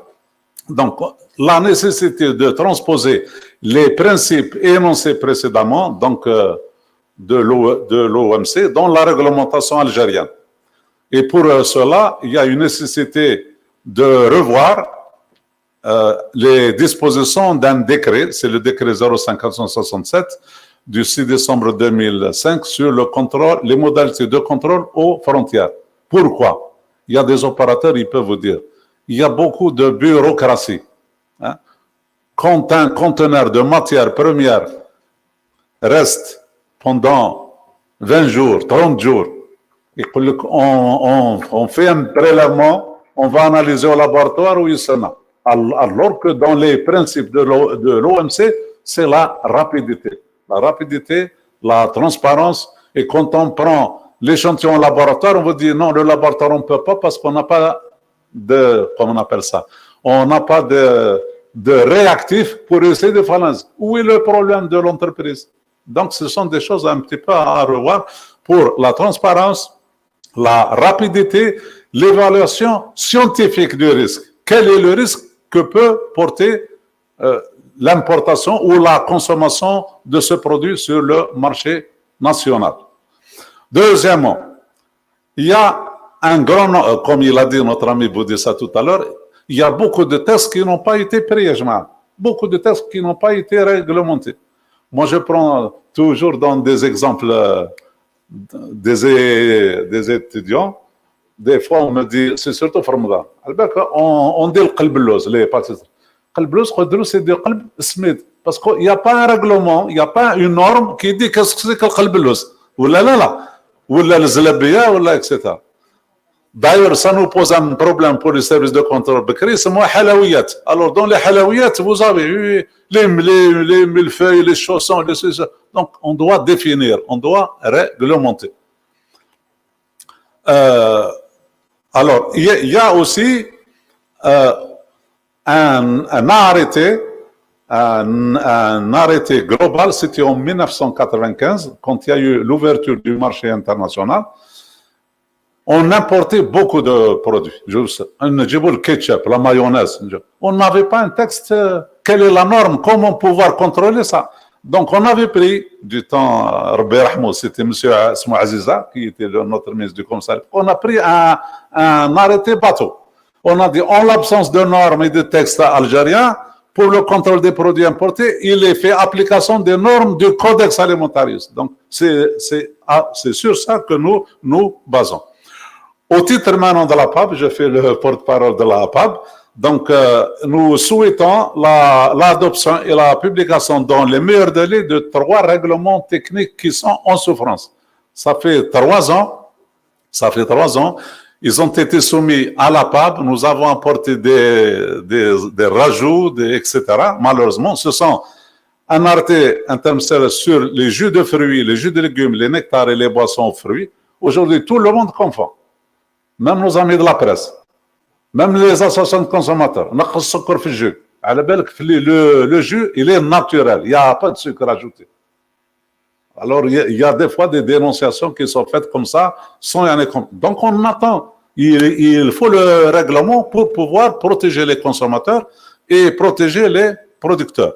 Les boissons rafraîchissantes sans alcool, c'est très, très bien. Aujourd'hui, nos membres, ils font des sodas, des limonades, des boissons énergétiques, des boissons énergisantes, tout ça, ça a été défini dans de ce projet d'arrêté. Ce n'est pas encore publié. On a aussi un arrêté sur les fromages et les préparations fromagères.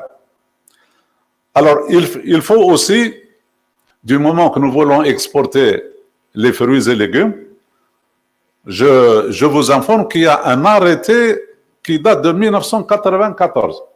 1994. Je me souviens à l'époque, on s'est bagarré avec nos amis du ministère de l'Agriculture. Pourquoi? Parce qu'on n'a pas fait des choix. Il n'y a pas le premier choix, deuxième choix, catégorie. Je vais vous vendre tout venant. Et c'est pour ça que notre marché est très, très désorganisé aujourd'hui. Vous avez vu, il dit que la coiffe très, très bien, le taht, et si nous voulons améliorer la combinaison des fruits et légumes sur le marché national et si nous voulons exporter à ce que nos produits soient de qualité, il faut réactualiser l'arrêté. 6e aussi recommandation, ça a été dit tout à l'heure, c'est d'impliquer les entreprises à être dans les comités techniques de l'IANOR. Entre parenthèses, la PAB est membre de certains comités de l'agroalimentaire au niveau de l'IANOR. Voilà, je vous remercie. Je crois que j'ai un petit peu dépassé le délai. Merci beaucoup. Votre bavette, monsieur. Donc, merci à vous, monsieur Zelmati. Voilà, et ça. On conclut avec Mme Liot pour présenter sa communication sur l'assurance qualité dans le secteur automobile et homologation. Donc, elle est présidente de l'Union nationale professionnelle de l'industrie automobile et mécanique, pour passer ensuite au panel d'experts. À vous, Madame Liot. Bonjour, merci beaucoup. Vous m'entendez? C'est bon. Je vous remercie de nous donner l'opportunité de débattre et d'échanger sur le secteur automobile. J'aimerais juste que vous passiez à la slide suivante, s'il vous plaît.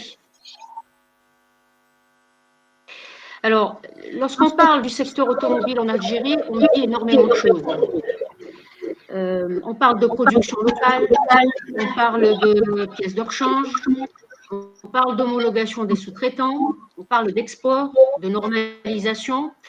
L'objectif de mon intervention n'est pas d'aller dans le détail de ce qui est nécessaire et ce qu'on attend en matière de normalisation de la part d'un professionnel de l'automobile, mais simplement d'éclairer l'assistance sur aujourd'hui la situation que nous connaissons en fait en Algérie versus ce qui existe aujourd'hui à l'international. Donc, on va surtout se focaliser sur deux sujets, mais qui sont finalement très liés, qui sont la production de pièces locales pour les usines de montage et la production de pièces pour la pièce de rechange. Alors, j'ai un petit écho, je vous prie de m'excuser que j'entends en retour. Slide suivante, s'il vous plaît. Voilà. Alors, excusez-moi, il faut que j'avance. Donc, en fait, on va parler de la pièce de rechange. C'est quand même un sujet qui est important et qui, vous verrez plus tard que si on parle de pièce de rechange, finalement, on revient à la production locale pour les unités de montage. Je ne traiterai que la directive européenne, puisque comme vous le savez, en fonction du marché qu'on aborde, nous avons plusieurs régions, donc plusieurs législations. Donc, il y a des directives européennes, des directives pour la région Amérique, pour celles qui sont liées à l'Asie. Donc, si on s'en tient au parc automobile aujourd'hui algérien, on a quand même plus de la moitié du parc automobile qui est européen, donc je m'arrêterai plutôt sur les directives européennes. Alors, la définition des pièces de rechange automobile, donc c'est le règlement 1400/02 de la Commission européenne du 31 juillet 2002 qui le définit, qui régit la distribution des véhicules automobiles neufs et qui régit également ce qu'on entend par réparation et entretien. Alors, pour pouvoir parler de catégories, slide suivante, s'il vous plaît. Pour pouvoir parler avant de parler de catégories, on va déjà aujourd'hui comprendre ce qu'on entend par pièce de rechange quand on va à un garage ou quand on souhaite changer une pièce de notre véhicule. Donc, vous souhaitez réparer ou faire réviser votre voiture, non, vous devez acheter des pièces de rechange. Donc, globalement, quel est le marché? Vous avez en général deux types de marques. Vous avez ce qu'on appelle la marque constructeur et la marque distributeur. Alors, la marque constructeur, elle est communément appelée pièce de rechange d'origine ou pièce technique d'origine. Et la marque distributeur, c'est la pièce qu'on appelle pièce MDD, plutôt pièce de marque de distributeur.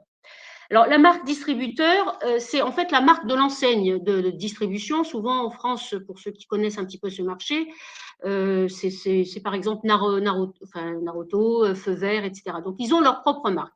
Alors, évidemment, les constructeurs n'utilisent jamais, automobiles n'utilisent jamais les marques distributeurs pour équiper les véhicules neufs. Elles sont souvent à des prix inférieurs donc aux produits dits d'origine, mais ce n'est pas l'objet du débat. On va plutôt se concentrer sur la pièce d'origine. Alors, qu'est-ce qu'une pièce d'origine? C'est une pièce fabriquée spécifiquement dans le respect du cahier des charges des constructeurs automobiles pour la production des pièces destinées à l'assemblage d'un véhicule neuf. Alors, j'ai souligné cette phrase parce que souvent dans les débats, dans les communications sur le secteur automobile en Algérie, on parle de pièces de rechange comme étant une opportunité qu'on a et qu'on n'aurait pas dans le cadre des usines de montage si on souhaite homologuer des sous-traitants. En fait, non, on se trompe. Le cahier des charges de constructeurs automobiles, il est clair. Si on souhaite s'attarder sur les pièces d'origine, on traite le même type de pièces. Alors, bien sûr, ces pièces peuvent être fabriquées par les constructeurs eux-mêmes ou par des équipementiers. Alors, c'est important, évidemment, que les deux respectent scrupuleusement les données. Pour vous donner une idée un petit peu en France, et si on prend le marché des véhicules français classiques, Peugeot, Renault et autres, alors la législation en vigueur impose aux distributeurs de pièces détachées automobiles français de vendre des pièces d'origine constructeur. Donc déjà, on a une contrainte qui est quand même assez importante. Si aujourd'hui on souhaite aller vers la pièce d'origine, en fait, finalement, on doit répondre à un cahier des charges qui est finalement le même que celui destiné à la fabrication locale pour les unités de montage. Slide suivante, s'il vous plaît. Alors, je ne vais pas m'attarder sur la définition, mais bon, je vous l'ai donné juste pour vous indiquer les règlements et les directives qui stipulent la définition de ce qu'on appelle des pièces de rechange d'origine. En pratique, il existe en fait plusieurs catégories de pièces de rechange d'origine. Alors, les pièces fournies par les équipementiers, aux membres des réseaux de constructeurs ou aux professionnels de la pièce de rechange sont identiques à celles fournies aux constructeurs. Alors, pour être qualifiées de pièces de rechange d'origine, ces différentes catégories doivent répondre à 2 conditions. Alors, ce sont des conditions cumulatives. Alors, la première, c'est qu'elles doivent être des pièces de qualité que les composants utilisés lors du montage, de la même qualité que les composants utilisés lors du montage du véhicule automobile. Donc, ça, c'est la première condition. Et la seconde condition, ce sont des pièces qui doivent être produites selon des spécifications et des normes de production fournies par le constructeur automobile. Donc, encore une fois, on revient sur le constructeur automobile. Alors, la question s'est posée, bien sûr, de savoir si cette notion de pièces de rechange d'origine pouvait s'appliquer à celles qui ne sont pas fabriquées par l'équipementier qui livre les pièces utilisées pour le montage du véhicule automobile neuf, mais qui satisfont quand même aux 2 conditions que je viens de citer, les 2 conditions cumulatives. Alors, il y a eu, je ne vais pas rentrer dans le détail puisqu'on a quand même que 10 minutes, donc on va essayer d'aller rapidement, mais globalement, la Commission européenne, évidemment, s'est penchée sur le sujet et elle est claire là-dessus. Elle dit clairement que seules les pièces de rechange qui sont produites par le fabricant des composants qui sont ou ont été utilisés pour le montage du véhicule automobile neuf peuvent être qualifiées de pièces de rechange d'origine. Slide suivante, s'il vous plaît. Alors, pièces de rechange d'origine, très bien. Combien de catégories? En fait, on a 3 catégories, mais les 2 premières, en fait, sont les plus importantes. Donc, la réglementation de la Commission européenne indique qu'il y a 3 catégories de pièces d'origine, mais les 2 premières catégories de pièces se nomment ce qu'on appelle les pièces d'origine constructeur, ou pour ceux qui sont dans le secteur, on appelle aussi OEM, Original Equipment Manufacturer. Donc, dans ces 2 premières catégories, donc la première catégorie, ce sont des pièces fabriquées par les constructeurs automobiles directement. Alors, il faut savoir qu'il y a 30 ans, 40 ans avant la mondialisation, en fait, la plupart des pièces distribuées d'origine étaient distribuées par les constructeurs et leur réseau. Elles représentent environ 20% des pièces du véhicule neuf et elles sont distribuées exclusivement par les concessionnaires de la marque, donc de la marque constructeur. Alors, la deuxième catégorie, qu'on appelle aussi dans le jargon les pièces premium, ce sont des pièces qui sont reconnues de grande qualité, produites par des équipementiers réputés premium. Alors, les équipementiers, c'est un sujet dont on a débattu très longtemps dans le cadre de l'UPIAM pour le secteur automobile et même en général pour toutes les préconisations qu'on fait au gouvernement. Et je pense qu'on a eu l'occasion de faire un séminaire là-dessus aussi dans le cadre du CNESE où on a dit clairement qu'aujourd'hui, le secteur automobile, si nous n'avons pas d'équipementiers qui interviennent, il est voué quand même à l'échec. Alors, je suis un peu brutale en disant ça, mais c'est un peu la réalité industrielle. Alors, donc pour cette deuxième catégorie, donc, ce sont des pièces fabriquées par ces équipementiers, donc pour ceux, par exemple Bosch, Delphi, etc. Elles sont destinées uniquement aux constructeurs automobiles. Elles représentent environ 80% des pièces de véhicules neufs et elles sont distribuées sous la marque du constructeur automobile concessionnaire, au centre auto, garagiste, etc. Et en fait tous les professionnels et vendeurs de pièces détachées. Voilà. Donc ça, c'est les 2 premières catégories. Ensuite, il y a une 3e catégorie de pièces qu'on nomme les pièces d'origine équipementier ou dans le jargon OES, Original Equipment Supplier. Alors, ce sont des pièces aussi fabriquées par les équipementiers, donc comme la deuxième catégorie, mais selon des spécifications et normes de fabrication des constructeurs automobiles, mais qui ne sont pas fournies aux constructeurs pour l'assemblage du véhicule. En fait, ce sont des pièces vendues par les équipementiers directement auprès des distributeurs indépendants et pièces de rechange et directement aux réparateurs sous la marque de l'équipementier. Voilà. Alors, évidemment, ça, c'était avant, c'était les constructeurs, comme je te le disais tout à l'heure, il y a très longtemps, il n'y avait que les constructeurs, le marché était constitué plutôt de constructeurs et petit à petit, on a ouvert vers les équipementiers. Slide suivante, s'il vous plaît. Donc, on a fini avec les catégories les pièces d'origine, donc les 3 catégories des pièces d'origine. Alors, la Commission européenne a quand même, il y a un autre type de pièces qui a été également considéré par la Commission européenne, ce qu'on appelle les sièges de qualité équivalents. Alors, c'est là où ça devient un peu compliqué parce que, comme vous l'avez compris, le sujet, il ne s'agit pas de dire je fais de la pièce de rechange. Le sujet, c'est de vendre. En fait, le professionnel, il doit vendre sa pièce, il doit avoir un marché.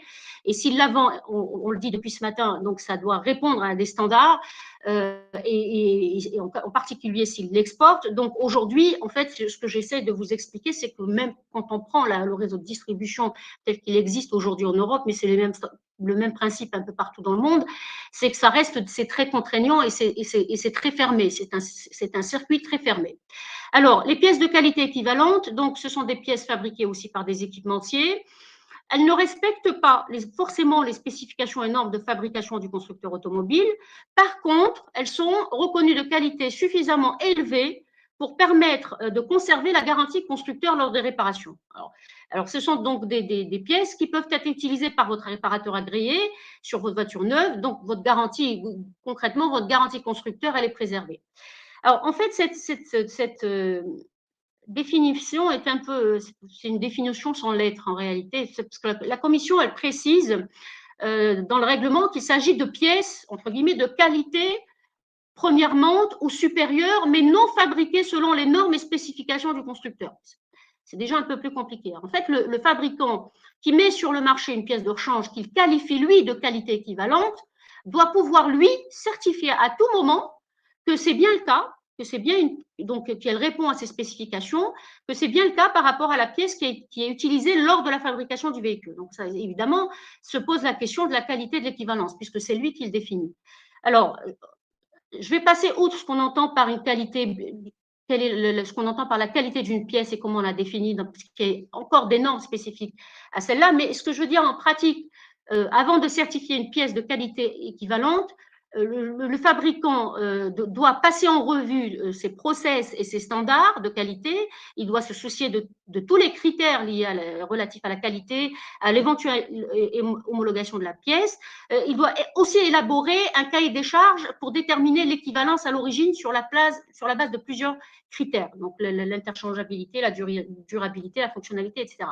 Donc ça rend quand même le sujet un peu complexe, et comme ce que j'essaie de vous dire là, c'est que ce sont souvent en fait en général les équipementiers qui ont la main sur la qualité de ces pièces.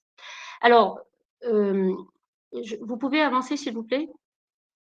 Ah non, vous pouvez rester là-dessus.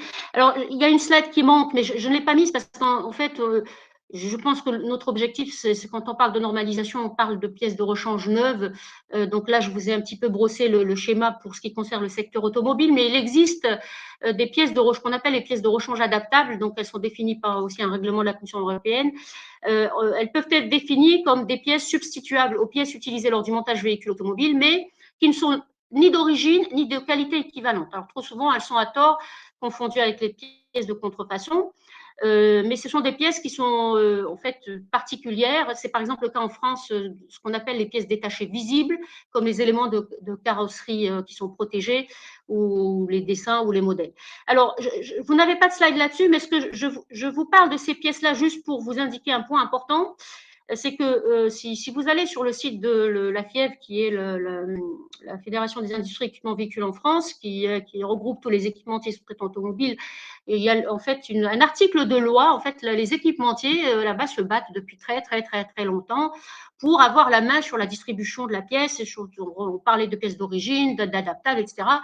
Vous l'avez compris, le marché est un petit peu fermé. Et en fait, après s'être battu très longtemps, il y a un article de loi relatif à la libéralisation du marché des pièces détachées visibles. Donc, c'est la définition que je vous donnais plus haut, et qui vient de sortir. En fait, l'article a été publié le mois d'août 2021, donc je vais juste vous le lire. Donc en fait, à compter du 1er janvier 2023, donc vous le trouverez de toute façon sur le site de la FIEV ou même sur d'autres sites de presse.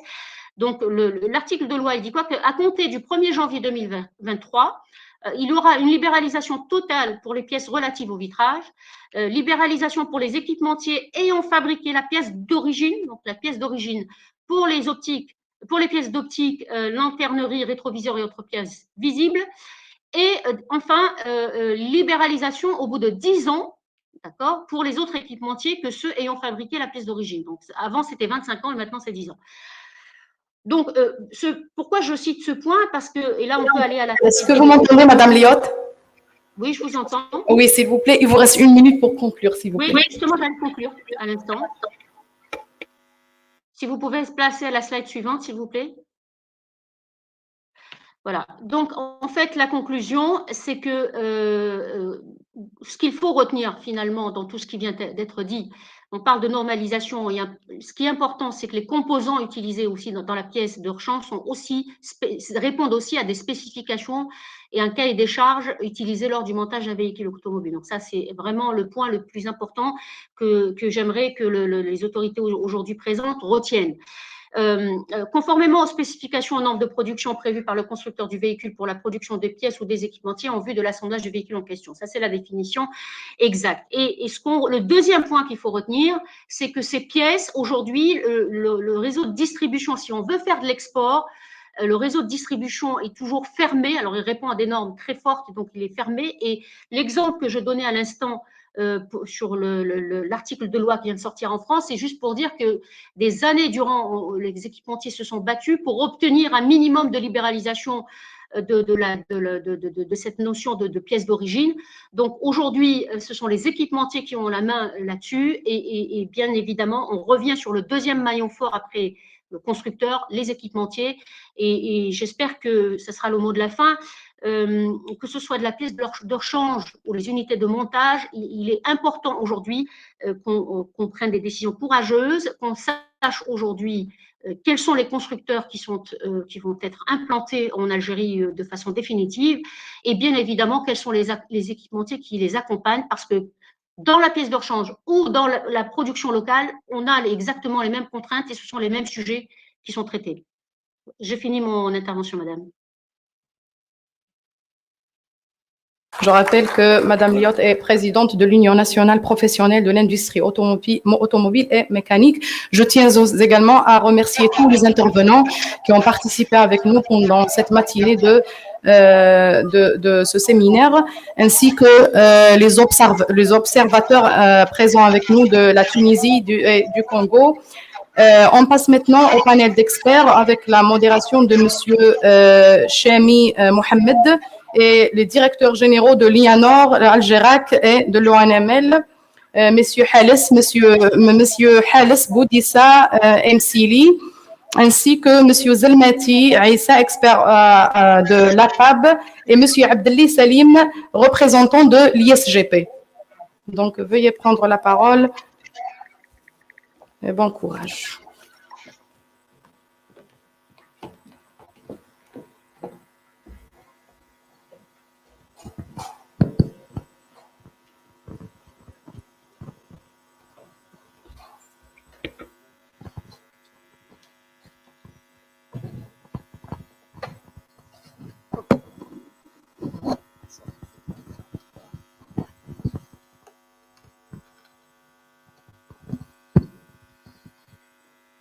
Mesdames, Messieurs, bonjour. Je pense que, à cause du glissement qui a eu lieu à partir des interventions, donc nous allons devoir limiter notre temps parce que dans le programme, il était convenu qu'on commence un peu le panel à 11h30, mais finalement, on a à peu près 1 heure de retard. Ce que je souhaiterais dire, c'est que nous avons aujourd'hui pris connaissance un peu des orientations qui ressortent de l'intervention donc de M.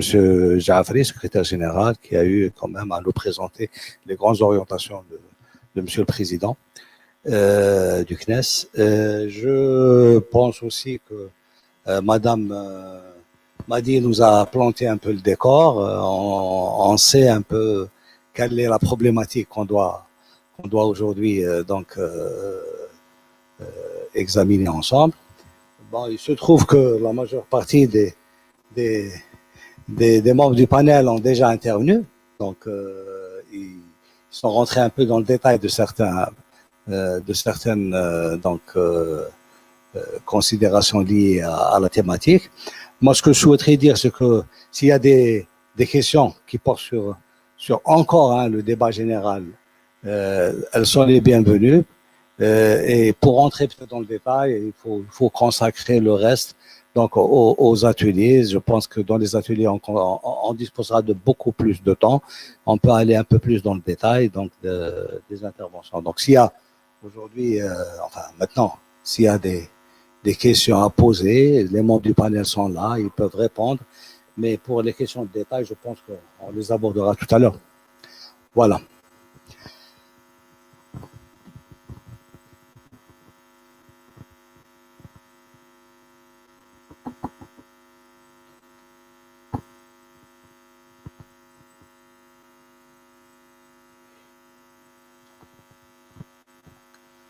En attendant, je voulais juste préciser une chose, c'est que la thématique d'aujourd'hui est une thématique, j'allais dire, un peu nouvelle, même si par le passé, on a eu à aborder un peu tout ce qui est normes, certification, homologation, etc. En fait, tout le système d'évaluation de la conformité, mais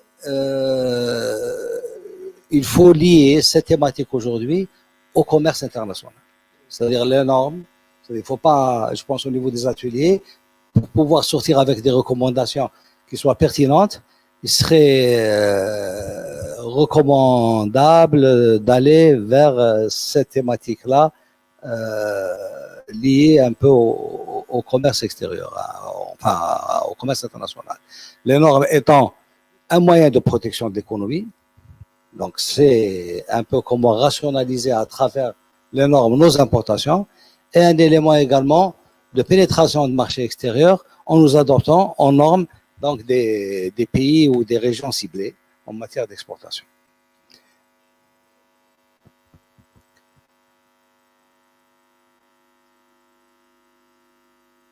Oui, je vois qu'il y a une intervention.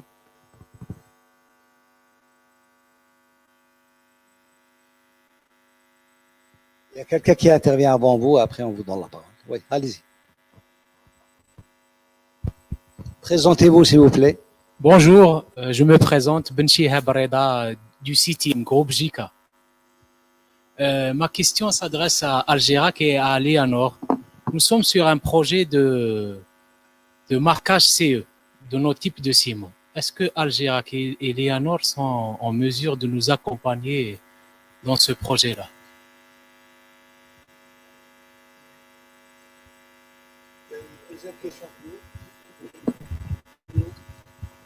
On va essayer de rassembler 3 à 4 questions avant de...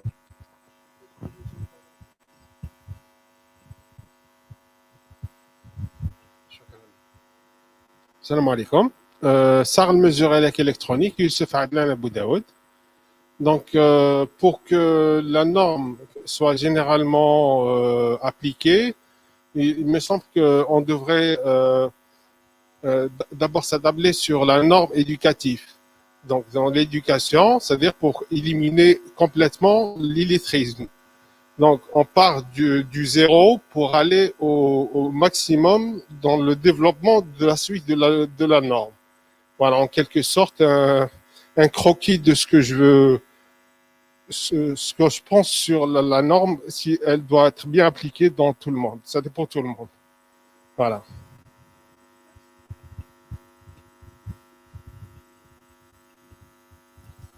Une intervention plus bas.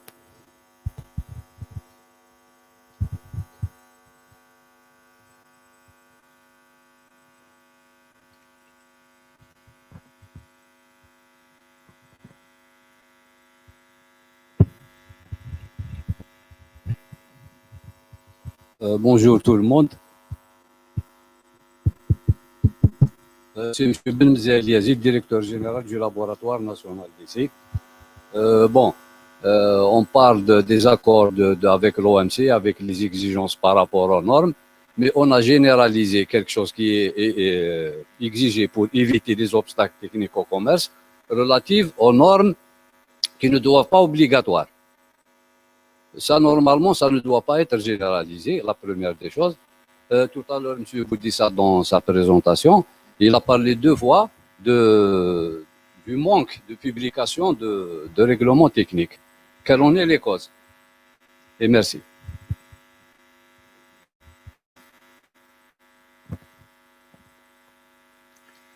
En attendant d'autres questions, je pense peut-être passer tout de suite la parole. Donc, on commencera peut-être par M. Hels.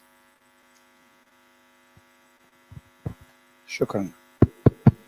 Moi, je commençais par une question qui a été posée ce matin à notre pour Sud-Africain. Elle a été posée par un de il a, si je ne me trompe pas, il a dit que demain, dans quelques temps, chaque pays, donc on va leur imposer à ce que chacun se spécialise dans un domaine. Moi, je vous dis que non. Moi, je suis membre des comités stratégiques de l'ISO, que ce soit au niveau du casco, donc dans 3 comités stratégiques. Je participe au niveau de ces comités-là. On a même une stratégie avec une vision jusqu'à l'an 2030. Donc, pour vous dire au contraire, on est en train d'encourager les pays en développement pour qu'ils puissent prendre en charge efficacement les normes nationales. Plus que ça, moi, je sais pas pour vous dire, dans le domaine de l'organisation, parce que Mme MADDI ce matin, elle a parlé sur la transparence. Tout est transparent. Tout ce qui se fait doit être publié, d'une part. Secondo, s'il y a une organisation au niveau international, oui, elle est vraiment démocratique, c'est les instances de normalisation. C'est vrai, la norme n'est pas neutre. Il y a un travail de lobbying. Chaque pays a une seule voix. Les États-Unis, avec le Tchad, ils ont une voix. C'est-à-dire que lors du vote autre, donc pour vous rassurer, donc c'est pas dans les principes de la normalisation où chaque pays doit avoir sa propre norme. Plus que ça, dans ma communication, j'ai dit qu'aujourd'hui, c'est la mondialisation. Lorsqu'on normalise, on est obligé de prendre des éléments pertinents des normes internationales. Maintenant, on doit être au même niveau qu'une norme internationale. Lorsqu'on s'écarte, c'est par rapport à des objectifs légitimes. On ne peut pas avoir la même norme pour, par exemple, si je prends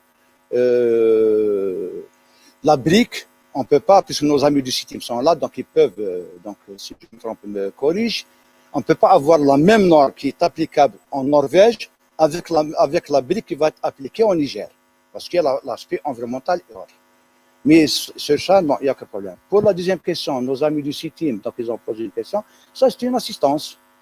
C'est une assistance. Donc pour tout ce qui touche, parce qu'il y a le conseil et l'assistant, quel que soit le référentiel, quel que soit la forme, donc que ce soit, je pense, l'IANOR ou d'autres structures, peuvent accompagner, parce que c'est du coaching, c'est du formation et autres. Donc c'est par rapport, ça dépend, parce que lorsqu'on parle de marque ACE, c'est par rapport à quelle directive? Est-ce que matériaux de construction, directive basse, haute tension? Donc, quel que soit, on a déjà discuté avec nos amis du CITIM sur l'accompagnement pour la mise en place ou pour se conformer aux directives européennes concernant ma troisième, donc si vous me permettez, il y a une question qui a été posée par notre ami donc, concernant l'euro éducatif. Si j'ai bien compris, moi je peux vous dire que la norme, on commence par les normes fondamentales. On commence par les normes fondamentales. C'est que dans le domaine de normalisation, on ne peut pas normaliser le béton si au préalable, on n'a pas normalisé l'eau, le ciment et le sable. Et avant ça, on ne peut pas normaliser le ciment ou l'acier autre, dans le domaine d'activité, si on n'a pas commencé par les normes du vocabulaire, pour qu'il y ait un langage commun. Donc la normalisation, elle commence par les normes fondamentales. Maintenant, on doit se mettre d'accord sur la technologie, ben, il n'y aura pas de redondance. Vous trouvez une collection complète de normes, soit fait 10 000, 20 000, 50 000, une collection de normes doit pas être, elle doit être cohérente et homogène, il ne doit pas avoir de redondance. Je vous remercie. Je réponds? Très bien. Moi, je pense que je suis concerné par 2 questions. Celle qui relève du groupe JICA, donc le marque ACE. Il faut dire qu'Algérac ne fait pas de conseil, ne fait pas d'accompagnement. C'est un accréditeur. Donc, si il y a un cahier de charge qui répond aux spécificités du règlement technique européen dans la matière, et tout est réuni, nous pouvons accréditer un organisme qui viendra certifier JICA dans le marque ACE. Il faut dire aussi que CETIM, qui est un laboratoire relevant du groupe JICA, il est déjà accrédité par Algérac sur les essais et sur l'étalonnage. Il serait aisé pour lui, puisqu'il réunit déjà les conditions, de pouvoir aller dans une démarche pareille. Nous vous invitons, une fois que vous aurez trouvé un accompagnateur un bureau conseil, vous mettez en place le système, on va le vérifier et nous viendrons à travers un certificateur accrédité par Algérac, parce que s'il n'est pas accrédité par Algérac, ça pose un problème. Sauf si vous faites référence ou vous faites appel à des organismes étrangers qui sont reconnus dans le pays, surtout européens. Voilà ma position d'Algérac, que les choses soient claires. Concernant les règlements techniques, je suis très clair. Le nombre de règlements techniques que nous disposons aujourd'hui en Algérie ne permet pas de protéger nos produits. Ils ne sont pas faits conformément à ce qu'on attend.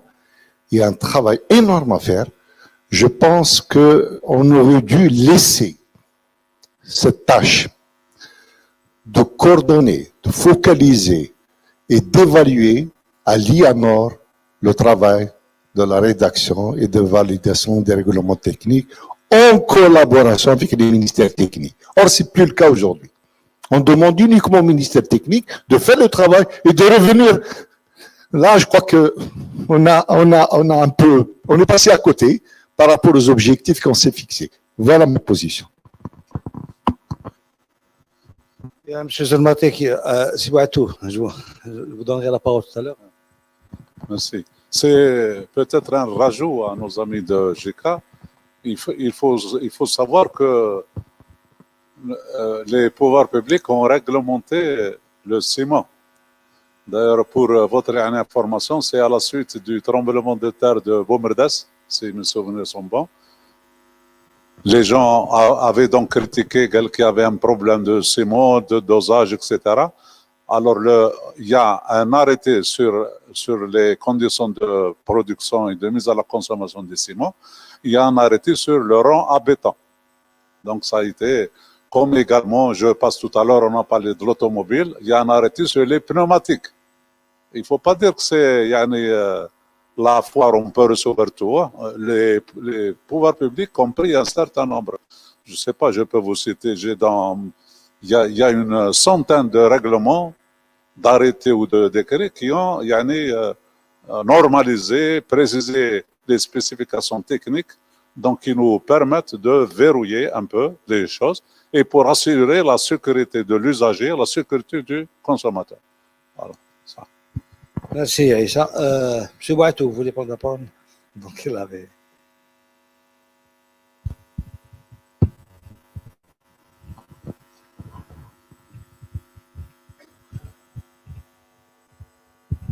Bismillahirrahmanirrahim. En tout cas, je félicite le CNESE toujours qui est dans l'offensive, surtout des thèmes pointus ô combien importants pour l'économie, comme je félicite les collègues Lianor et de Algérac d'avoir donc apporté beaucoup de clarifications sur leur mission.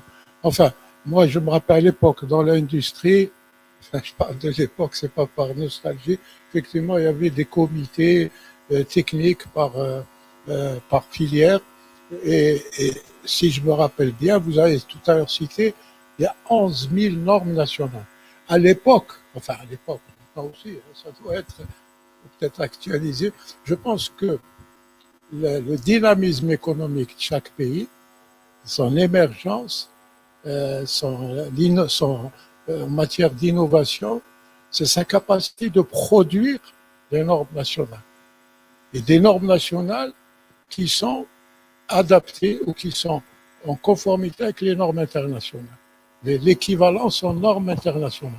Bon, ma question, sur les 11 000 normes nationales, combien y a-t-il de normes qui sont conformes aux normes ISO? Parce que quand on parle d'une norme nationale, je pense que le plus important, c'est un vecteur pour le commerce international. Donc il n'y a pas que l'exportation, bien sûr, il y a l'importation.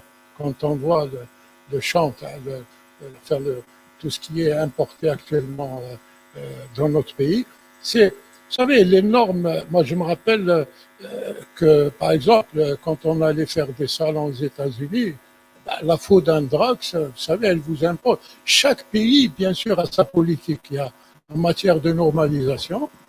Et ce que je voulais dire, il faut peut-être, avec vous, nous concerter, puisque moi je représente les 6 filières avec M. Aïssi, qui est président du cluster énergie solaire.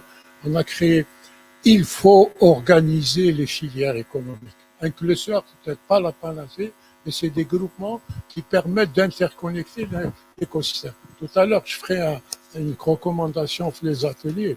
Moi, je pense qu'il faut un conseil national de la normalisation. Voilà. Enfin, pour interconnecter, on parle de chaîne de valeur, de supply chain, mais je pense que le plus important, c'est cette coordination entre tous les acteurs intéressés. J'ai vu tout à l'heure le synopsis là, parlant de chaîne de valeur. Donc, c'est tous ces acteurs économiques qu'il faudrait interconnecter pour qu'on puisse être une force de proposition. Je vous remercie. Merci Sibouatou, vous donnez la micro. Essayez d'être bref pour donner la possibilité à tout le monde d'intervenir.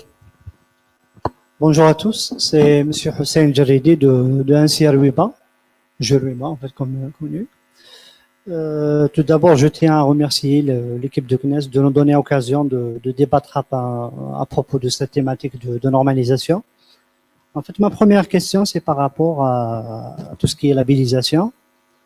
Je voulais juste savoir quel est l'apport de la labellisation avec les labels qui existent actuellement sur le marché national, que ce soit Tèche de Lianor ou bien le label Buvez Tranquille de la PEM, il y a même pour tout ce qui est producteur de dates, etc.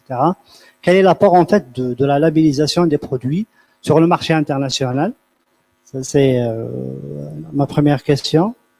La deuxième, c'est par rapport à Monsieur Boudissa, concernant en fait l'accréditation des organismes certificateurs. Comme vous le savez, en fait, il y a pas mal d'entreprises qui sont certifiées à l'échelle nationale et qui sont là actuellement, qui travaillent avec des organismes, entre parenthèses, étrangères par rapport à la certification de leur système de management. Qu'est-ce que vous pouvez dire par rapport à l'accréditation de ces organismes qui sont là et qui sont en train d'exercer sans passer par l'Algérac, ils sont bien sûr être accrédités par Algérac. Merci.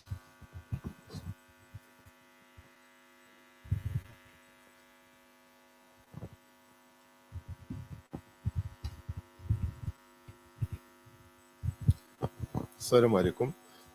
Rédha Abdelaziz, agence de développement de la PME, promotion de l'innovation, strict sous tutelle ministère de l'Industrie. Juste, ce que notre mission est l'appui au développement de la PME. Comme vous savez que presque la majorité, bien 80% de la PME sont des TPE. Notre mission, c'est d'accompagner ces PME. Ces PME considèrent que les tarifs appliqués pour être accompagnés pour la normalisation de la situation financière. Donc, est-ce qu'il y a possibilité, ces tarifs, selon le chiffre d'affaires ou autre chose. Donc, deuxièmement, est-ce que c'est pas le moment de commencer à rendre obligatoire certaines normes techniques? Et merci bien. Ça. Il y a encore un intervenant. Vous serez le dernier, parce que après on doit conclure. Allez-y. Essayez d'être bref parce qu'on a 10 minutes. Salam alaikum. Boukhalfa ici du cluster énergie solaire.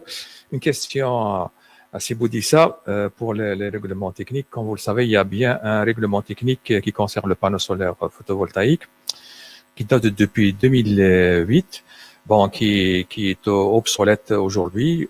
J'ai fait un écrit en 2019 au ministère de l'énergie. C'était lui qui était à l'initiative, donc et à ce jour, je n'ai toujours pas de réponse. J'ai été obligé d'introduire ce dossier à travers l'assistance technique de l'Union européenne. Ma question, elle est beaucoup plus liée à la vérification de ce règlement technique, puisque même s'il a été mis en place en 2008, et à ce jour, il n'y a toujours pas de possibilité de le vérifier. Donc maintenant, comme il y a encore un peu plus de producteurs de panneaux solaires en Algérie, on souhaiterait qu'il y ait sa révision et peut-être même une possible extension de certains aspects. Mais qu'est-ce que ça pourrait apporter à nos acteurs si on n'a pas cette possibilité de faire le contrôle ou d'imposer et une réglementation aux produits aussi bien locaux qu'aux produits importés. Merci.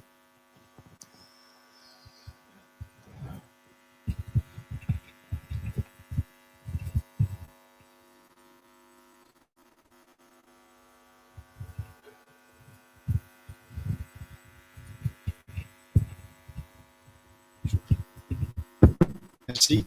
Abdallah Sarraï, président d'un groupe économique et président de la Fédération patronale des transports et de la logistique. Je tiens d'abord à remercier effectivement le CNESE pour nous permettre cet échange que j'estime très très intéressant et fructueux en ce qui concerne la normalisation.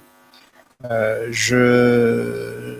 question, si vous voulez, est la suivante, c'est que depuis effectivement que je suis là, et je m'excuse, peut-être je suis venu en retard, mais j'entends surtout parler de la normalisation au niveau des produits, alors que nous avons les services, toute la gamme des services qui méritent une attention particulière.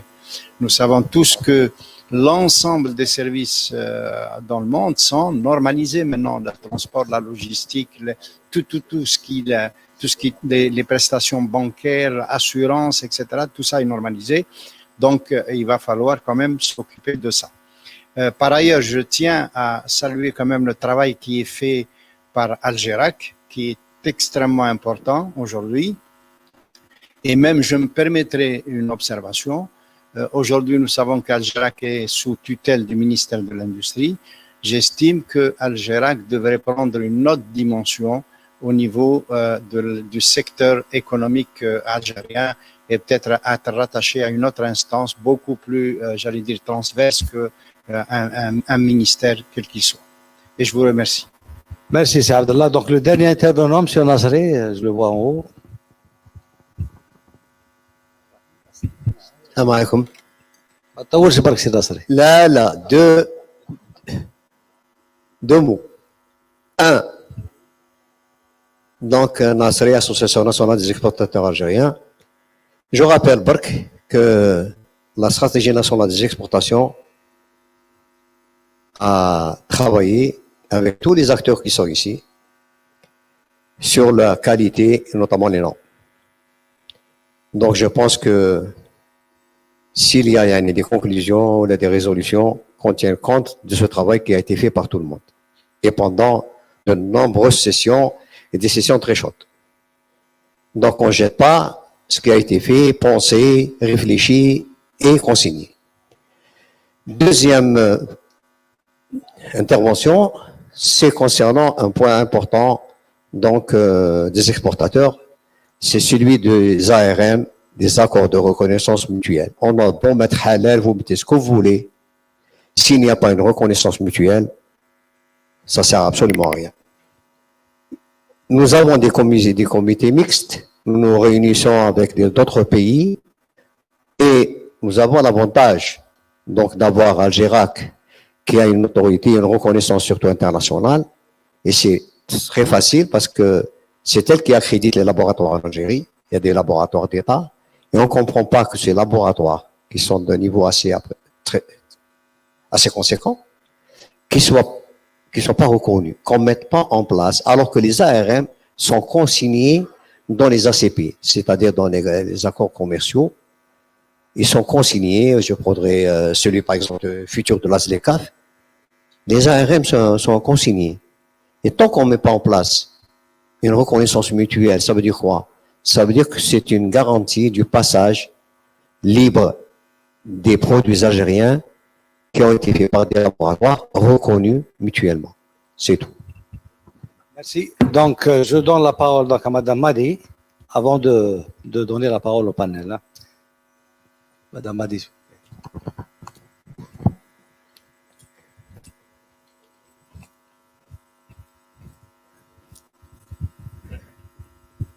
Merci. Donc, j'ai une question qui est très simple. Je vais aller droit au but. C'est de savoir quelle est la stratégie optimale à déployer par les pouvoirs publics pour convaincre les entreprises à adopter des normes. Est-ce le rôle de l'État ou est-ce le rôle d'une entité privée ou d'une association professionnelle? Je vous remercie. Merci. Donc, désolé pour les autres parce qu'on ne peut pas continuer comme ça. On a 5 minutes devant nous pour demander aux membres du panel de réagir à ces questions-là. Les autres questions, vous pouvez les poser dans les ateliers parce que le temps imparti est déjà consommé. Je suis vraiment désolé pour vous. Donc, on commence par Sinourdine. Tout d'abord, la question qui a été posée sur les certificateurs en Algérie. Je crois que les choses sont très claires. Lorsque vous êtes dans un pays et vous avez une reconnaissance d'une accréditation délivrée par l'organisme national du pays d'origine, vous ne pouvez exercer dans ce pays que si le site, le périmètre Algérie figure dans l'annexe technique de votre certificat.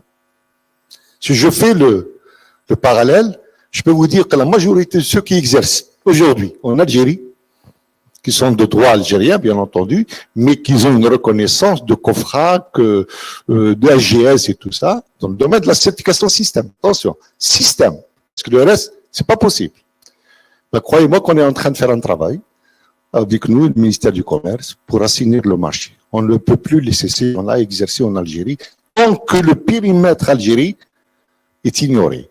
S'ils veulent travailler en Algérie, ils ont la possibilité de le faire à la seule condition que dans l'annexe technique, l'Algérie figure. Or, aujourd'hui, c'est pas le cas. C'est très important et c'est ce qu'il faut faire. C'est pour ça qu'on encourage les gens à venir vers Algérac. Et j'allais dire aussi quelque chose de très important. La réciprocité, vous la connaissez. Il faut qu'il y ait réciprocité. La deuxième question qui a été posée, monsieur, sur le matériel, je crois qu'il y a un travail qui a été fait, effectivement. Il faut revoir la copie, monsieur ici. Il faut l'actualiser, conformément aux évolutions des choses. Nous vous invitons, si vous voulez, à travers vous et l'association que vous représentez, on pourrait ouvrir ce chantier ensemble et le soumettre au ministère de la Transition énergétique parce qu'il me semble que c'est important. Par contre, je peux vous donner l'information, je pense que vous l'avez, l'assistance l'aura. Pas plus tard qu'hier, une réunion par visioconférence est faite avec la participation d'Algérac pour revoir le fameux décret, projet de décret concernant la qualification des installateurs du matériel photovoltaïque et panneaux solaires. C'est déjà quelque chose de très important. Si vous pouvez, vous, en tant que cluster, apporter votre... Ça serait une très bonne chose. La question qui a été posée par notre ami Nasri, elle est imminemment stratégique. C'est vrai, dans l'émission d'Algérac, je suis le garant des accords de reconnaissance mutuelle et multilatérale. Je signe au nom du gouvernement algérien tous les accords qu'on a avec les laboratoires, des organismes similaires dans le monde, avec qui nous avons des relations commerciales. Mais, M. Nasri, il y a une chose qui m'importe, et vous l'avez dit quelque part. Si je dois signer avec des accords de reconnaissance, il faut que la partie algérienne ait les mêmes conditions, réunir les mêmes conditions, c'est-à-dire elle a suffisamment les moyens nationaux, reconnus, accrédités, pour pouvoir ce qu'on appelle confronter les résultats, c'est ce qu'on appelle les accords les intercomparaisons. On s'assure que ce que nous faisons, ce que font les autres, il y a une similitude et à ce moment-là, on donne l'assurance et la confiance des échanges commerciaux que nous aurons faits et il faut l'habiller par une réglementation nationale ou internationale, l'essentiel. Le laboratoire qui se trouve au Soudan, avec son homologue algérien, puisse avoir les mêmes conditions, selon le même référentiel, avec la même reconnaissance de l'accréditation du pays. Il est important de souligner, Nasri, que le laboratoire soudanais qui veut faire valoir son rapport d'essai soit lui-même accrédité par son organisme national, reconnu et international, que les choses soient claires. Ce qui n'est pas le cas pour l'Algérie aujourd'hui. Alors, c'est vrai, on peut jouer notre rôle. Il est important que ce volet soit mis en valeur et nous ferons tout pour que ce soit dans cette nouvelle stratégie d'exportation que vous avez citée, nous avons tous travaillé dessus. Je pense que c'est un élément clé dans le nouveau dispositif et c'est un facilitateur du commerce. Voilà. Merci. pense que pour l'aspect service, c'est Abdallah, il a été abordé tout à l'heure par... effectivement, il ne se limite pas qu'aux produits. Ouais. Lorsqu'on parle de la certification produit Ajma, j'ai cité la norme, la 17065. C'est la norme internationale dont on doit tous se conformer. Elle cite 3 domaines. Agricole, industriel, service.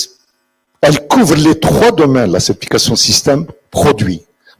Donc, quelque part, ce qui a été dit par M. Sarraï est important, mais aussi, on a oublié de le dire, des produits agricoles, parce que c'est l'une des forces de frappe que nous avons pour aller à l'export aujourd'hui. C'est là où il y a une capacité d'exporter.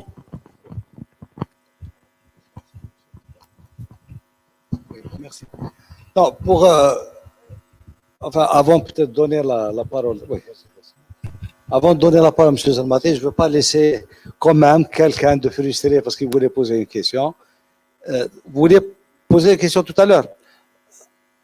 Allez-y le voir, on peut se permettre de glisser 5 minutes et éviter... Bon, mais ce sera le dernier, hein, parce qu'on ne peut pas aller plus loin.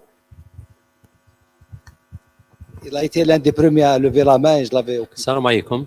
C'est M. Harzli Mahfoud, président de l'Union nationale protection des consommateurs. Ce n'est pas une question, c'est une préoccupation par rapport aux associations de protection des consommateurs, la participation au niveau des comités techniques pour Agirac et Elianor. Merci. Bon, c'est ça. Moi, j'ai peut-être à répondre à 2 petites questions. La question de Mme MADDI, tout à l'heure, on nous a dit les gens qui n'appliquent pas les normes, quel est leur devenir? Il y a 2 choses. Ou l'entreprise, elle disparaît parce qu'il n'y a pas de consommateur. Le consommateur, il va aller bouder votre produit. Ou alors, il va tomber sous le coup du contrôle. Les pouvoirs publics, ils vont le sanctionner. C'est ce qu'on appelle, dans le commerce, la verbalisation des producteurs qui mettent sur le marché des produits non conformes aux normes, non conformes aux spécifications légales et réglementaires. Donc ça, on peut le faire facilement. C'est ce qui est fait par tous les services compétents, hein, les services vétérinaires, comme on a dit tout à l'heure, les produits animaux et les animaux, etc. Dans le système, là, vous avez vu, on a fait un RTA. Le dernier RTA sur l'hygiène, c'est sur les normes du codex, les normes HACCP. Voilà, tous les entreprises qui sont dans l'agroalimentaire, ils connaissent ça. Donc, maintenant, c'est devenu une obligation. Quand vous créez adhésion volontaire, maintenant, c'est obligatoire. Si vous n'avez pas mis en place le système de HACCP, Hazard and Critical Control Point, c'est ce que se faisait à l'époque au Canada, aux États-Unis, maintenant, il est fait ici. Donc, l'entreprise doit prendre les dispositions. Il y a la deuxième aussi question concernant les labels surtout pour les produits agricoles. C'est vrai, c'est regrettable. Aujourd'hui, il y a 3 ou 4 produits qui sont réglementés. Hein. J'ai vu récemment au journal officiel la Deglet Nord de Tolga doit revenir à ça. Il faut labelliser, il faut faire aussi de la publicité. Il faut faire de la publicité. Hein. Si demain, au niveau international, nous allons normaliser une date, il dit qu'une norme, le taux d'humidité, il va vous éliminer la date algérienne sur le commerce international. Donc c'est pour ça que les pouvoirs publics, les gens qui font des normes, doivent aller à l'international. Ils doivent défendre. Voilà, je vous remercie. Merci. Chacun. Donc, moi, je vais répondre. M. Taoussat, il a posé donc, une question concernant les PME, les types PME. Bon, aujourd'hui, il y a au niveau du ministère de l'Industrie, il y a quand même un fonds de compétitivité. Un fonds de compétitivité, ce matin, Mme MADDI, donc, elle l'a présenté brièvement pour aider les entreprises à mettre même les petites et les PME, pour mettre en place un système de management que ce soit 9001, 14000, 45000. Effectivement. On aurait souhaité à ce que aussi qui soit pour les produits, parce qu'aujourd'hui, les produits ne sont pas concernés. Par exemple, pour quelqu'un qui veut mettre en place une marque pour l'explication de son produit, donc il n'est pas soutenu par ce fonds de compétitivité. Il y a aussi le plus important, parce qu'on ne peut pas parler de qualité si au préalable, on ne parle pas de normalisation. On ne peut pas avoir un produit de qualité s'il n'est pas normalisé. Ce n'est pas logique. Parce que lorsqu'on parle d'un produit de qualité, ça veut dire qu'il est de qualité, sécurité, donc il remplit l'ensemble des conditions. Et là aussi, on a souhaité à ce qu'au niveau du ministère de l'Industrie, que l'accompagnement des entreprises pour mettre en place, parce que le référentiel, il existe sur la démarche normative de l'entreprise. Et dans cette démarche, uniquement l'accréditation, c'est-à-dire que les entreprises, que ce soit un laboratoire ou une entreprise, quelle que soit, elle est prête, une fois qu'elle met en place, c'est la marguerite, donc les 9 fonctions normalisation de l'entreprise, de notre côté, nous, en tant qu'IANOR, on fait bénéficier aujourd'hui toutes les normes internationales. Donc l'ensemble de nos clients, y compris les compagnies étrangères qui activent en Algérie avec le droit, donc avec un registre de commerce de droit algérien, ils bénéficient de 50% de réduction. Maintenant, la norme qui fait 32 francs suisses, ils l'achètent à 16 francs suisses. Donc ça, et la différence, elle est prise en charge par l'IANOR. Aujourd'hui, c'est l'IANOR qui l'a pris en charge. Comment? À travers ces négociations. Pourquoi? Parce qu'aujourd'hui, nous, lorsqu'on achète une norme pour la revente, on a un compteur au niveau de l'ISO. Donc, les normes de l'ISO, c'est les nôtres. Donc, on télécharge. Sur le bénéfice de la vente après les charges, donc 60% l'IANOR, 40% pour l'ISO. Actuellement, on a négocié pour une réduction de 50%. Il y a une autre question concernant les comités techniques. Ils sont ouverts pour tout le monde. Donc, c'est les comités techniques. J'ai dit qu'aujourd'hui, à l'époque, j'étais 11 comités techniques. Le 32, 48, maintenant 72, peut-être demain, parce que c'est peu. Hein, pour un pays, je le dis, je le répète, en tant que premier responsable de cette organisation, cet organisme. Pour un pays comme le nôtre, c'est peu. 72 comités techniques, c'est rien. La logique, normalement, parce qu'un pays comme le nôtre, qui est présent au niveau des instances régionales et internationales de normalisation, au minimum, dans 200 comités techniques internationaux de normalisation. Mais là, l'IANOR, ce n'est pas une usine qui produit les normes. L'IANOR coordonne cette activité. Les principaux acteurs, c'est les entreprises. Vous avez fait partie des comités techniques. L'IANOR, c'est de coordonner à travers le secrétariat, nos ingénieurs autres, pour coordonner cette activité. On est ouvert. Au contraire, nous ne demandons que ça. Aujourd'hui, notre ami de l'association des consommateurs, il a posé le problème concernant la participation. Quant à sans consommateurs, on n'a rien fait. Parce qu'il faut l'ensemble des parties prenantes d'une activité qui soient présentes. Aujourd'hui, il y a quelques associations de consommateurs hein, qui sont au niveau de la Khouar. Soyez bienvenus. Au contraire. Donc, l'essentiel, il y a une seule condition, la seule condition, que la personne qui participe au niveau du comité technique soit mandatée par l'association, ou bien par son entreprise. La deuxième condition, qu'il soit du domaine. Il faut que la personne qui vient pour assister, pour travailler au niveau du comité technique, si dans le domaine mécanique, il faut que ce soit un technicien supérieur ou un mécanicien. Et enfin, la troisième condition, c'est qu'il y ait un peu d'expérience. On applique la norme. Parce que c'est quoi la norme? La norme, c'est triptyque. La norme, elle est d'essence économique, c'est la conjugaison ou la combinaison entre la science, la technologie et l'expérience. C'est ça. La science, parce que la norme est d'essence technique, économique et autres. La technologie, parce que la norme ne pourra jamais être une entrave au développement technologique. À chaque fois que la technologie évolue, la norme doit évoluer avec ou bien elle s'écarte. Et enfin, l'expérience. Pourquoi? Parce qu'une fois qu'un produit qui est mis sur le marché, c'est à travers l'expérience qu'on va voir qu'est-ce qu'il a donné, est-ce qu'il pose un problème, est-ce que c'est un frein autre. Et pour terminer, pour répondre à Mme MADDI, je dis que la normalisation, elle se fait avec vous, sans vous ou contre vous. C'est à vous de choisir. Elle se fait avec vous, tout en participant, en assurant une vraie normative pour votre entreprise, en défendant aussi les intérêts de votre entreprise. Ça, que ce soit au niveau national, régional, international. Sans vous, la majorité, peut-être, ils sont nombreux là qui ne font pas partie du comité technique. Mais la norme est khorj. Donc, sans vous, les normes sont khorj. On ne participe pas au niveau international dans quelques comités. Les normes sont khorj. Mais le plus grave, c'est qu'elle peut se faire contre vous. que demain, il y a une norme qui va nous pénaliser. Pourquoi? Parce qu'on n'a pas participé, on n'a pas donné notre avis, on n'a pas défendu l'intérêt de notre pays ou de notre entreprise et on va subir la norme. Donc sur ça, je vous dis que aujourd'hui, il n'y a pas un autre échappatoire parce que ça n'existe pas de moyens. Il n'y a pas de moyens. Aujourd'hui, même les réunions des comités techniques se font virtuellement à travers une plateforme qui a été préparée par ISO. On n'est même pas obligé de se déplacer.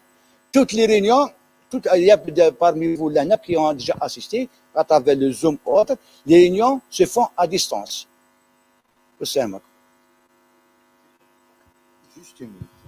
Juste une minute. Ce qui m'intéresse, c'est un peu la labellisation.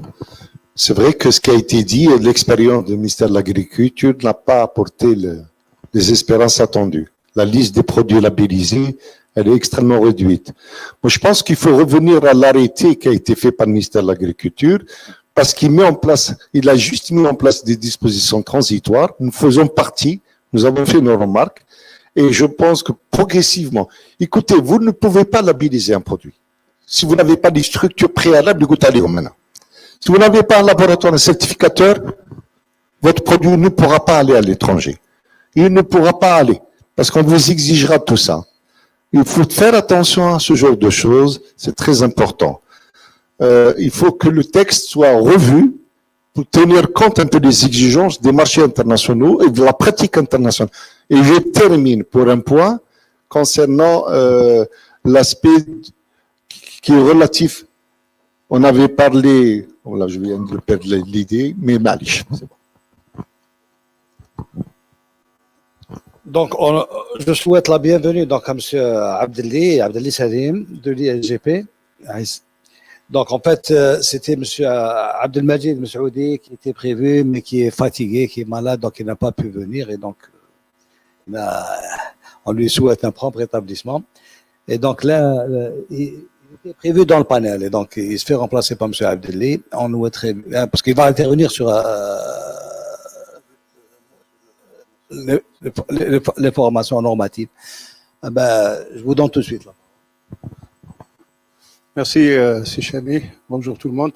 En fait, donc, c'est M. Aïsset. Je suis de l'Institut supérieur de gestion de planification. Je pense que tous les collègues ici présents connaissent un peu l'Institut. Pour vous dire que l'Institut s'est investi depuis pratiquement une dizaine d'années dans pour décliner un peu tous ces axes dont on a discuté ce matin en programme de formation.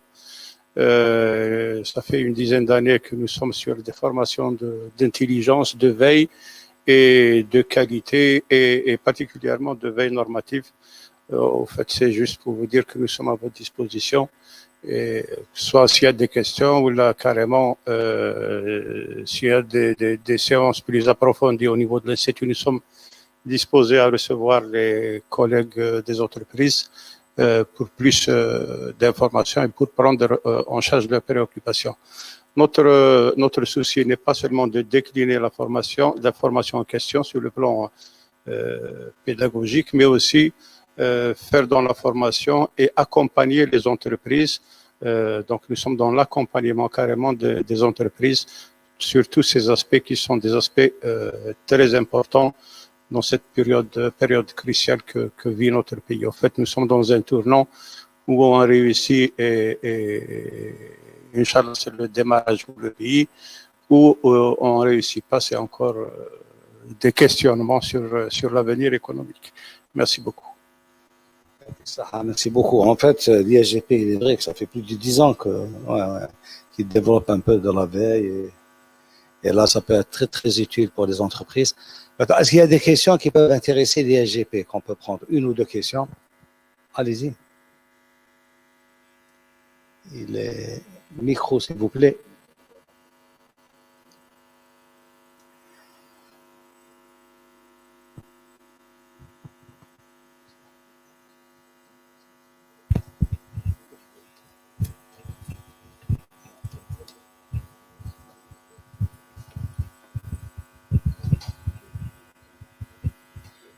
Salam alaikum. C'est donc M. Babou, président de la Fédération nationale des importateurs de viande et secrétaire national de l'UGC, à l'Union Générale des Commerçants et Artisans. Donc, ma question, c'est pour monsieur Zelmati, qui était pratiquement dans les services des fraudes. Donc, en parlant un petit peu là de normaliser pour l'étiquetage et pour tout ce qui en suit, moi, je ne vois pas pourquoi est-ce que les opérateurs algériens qui importent des produits, où on les oblige à étiqueter donc les marchandises, et ces marchandises-là sont étiquetées en arabe, ce qui est tout à fait normal. Mais ce qu'il faut savoir, c'est que sur le plan international, quand vous exportez par cargaison, vous n'êtes pas obligé donc d'étiqueter. Pourquoi? Parce qu'il se pourrait que l'opérateur ait des problèmes, soit que ce soit financier ou des problèmes, je dirais, autres. Et là, on a eu ce problème en 2006 avec des cargaisons qui sont venues là du Brésil, où le président brésilien avait soumis ce problème-là à notre président. Donc là, c'est un problème. Maintenant, pour la deuxième chose que je voulais dire, c'est que on a parlé de l'Algérie qui avait le label là concernant donc des galettes nord et tout, mais il faut pas oublier une chose, c'est que aujourd'hui on parle de l'Algérie nouvelle, c'est bien, mais il faut revenir un petit peu en arrière parce qu'il faut savoir que en Algérie, à un certain moment, il n'y avait pas que on n'exportait pas que le déglet nord. Vous avez l'industrie. On exportait donc des vélos, on exportait des réfrigérateurs, on exportait aussi des climatiseurs que vous allez voir, par exemple, dans des sociétés nationales aujourd'hui, où vous avez toujours encore des climatiseurs de marque unique qui marchaient. Vous avez Sonitex, il y avait beaucoup de produits. Et vous prenez par exemple toute l'Europe de l'Est, où on vendait nos lampes, et toute l'Europe de l'Est marchait avec, parler de label et tout. Il n'y avait pas que l'agriculture. Il se trouve qu'en industrie, on était quand même, on exportait pas mal de produits aussi. Voilà. Merci.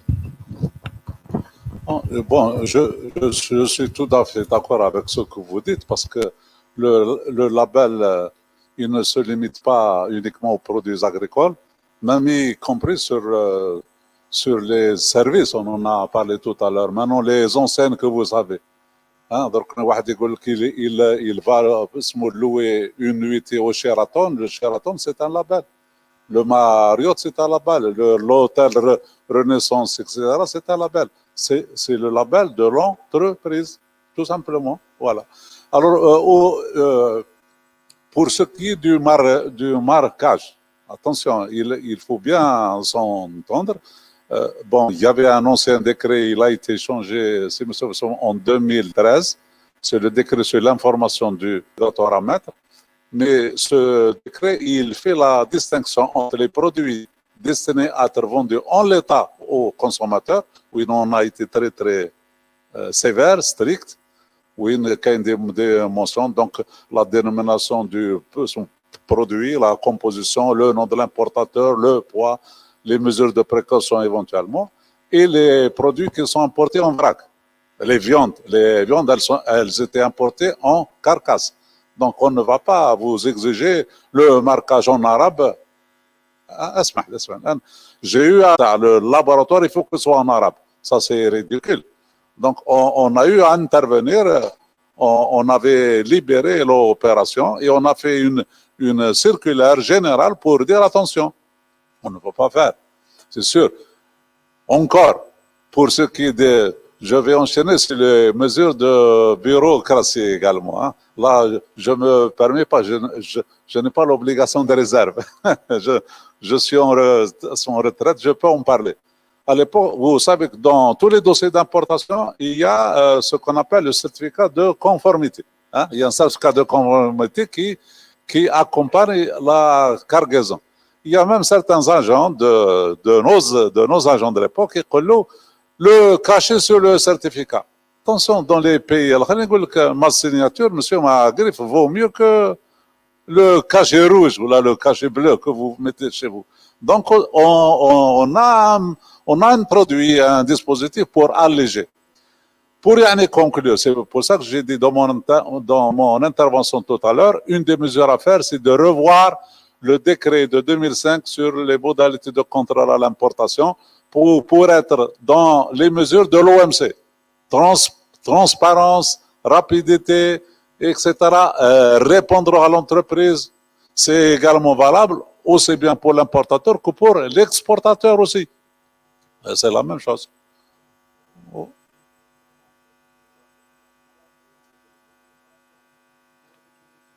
Oui, je suis d'accord.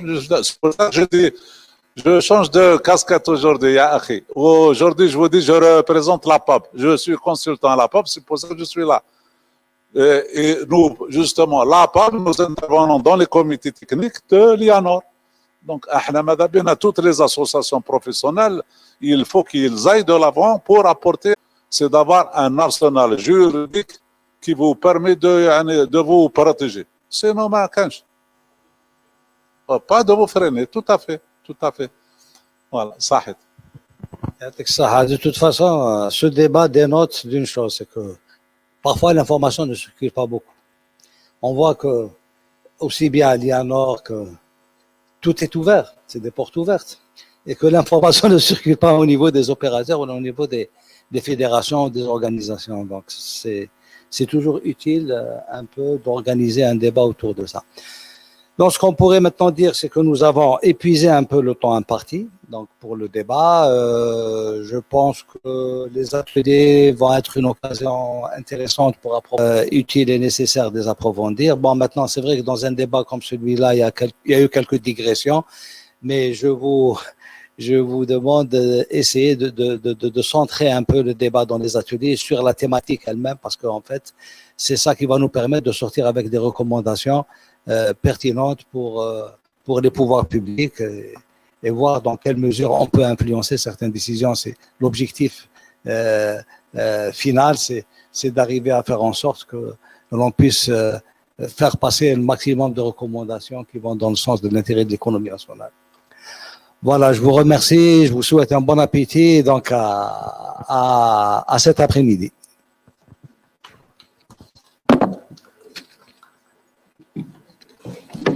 Donc, merci beaucoup, monsieur Chemi, voilà, expert en commerce international, ainsi qu'aux directeurs généraux des institutions étatiques en matière d'accréditation et de normalisation. Pardon. Donc, je tiens aussi à remercier tous les participants qui ont participé, donc qui ont intervenu, qui ont interagi avec le panel d'experts. Et on arrive à la fin des travaux de la matinée de ce séminaire. Je vous rappelle que les ateliers auront lieu donc à partir de 14h. De 14h, oui, Inch'Allah. Et les listes des participants sont affichées, mais quand même, je vous l'ai dit tout de même. Donc, atelier 1 et 2, vous êtes au 2e étage, les salles 207 pour la salle 2, et 209 pour plutôt l'atelier 2 et 209 pour l'atelier 1. Quant aux ateliers 3, 4 et 5 qui sont au 3e étage, donc 311 pour l'atelier 3, 312 pour l'atelier 4 et 313 pour l'atelier 5. Donc, veuillez prendre note et on conclut donc les travaux de cette matinée, de ce séminaire, et on se retrouve après la pause déjeuner, Inch'Allah. Bon appétit à tout le monde.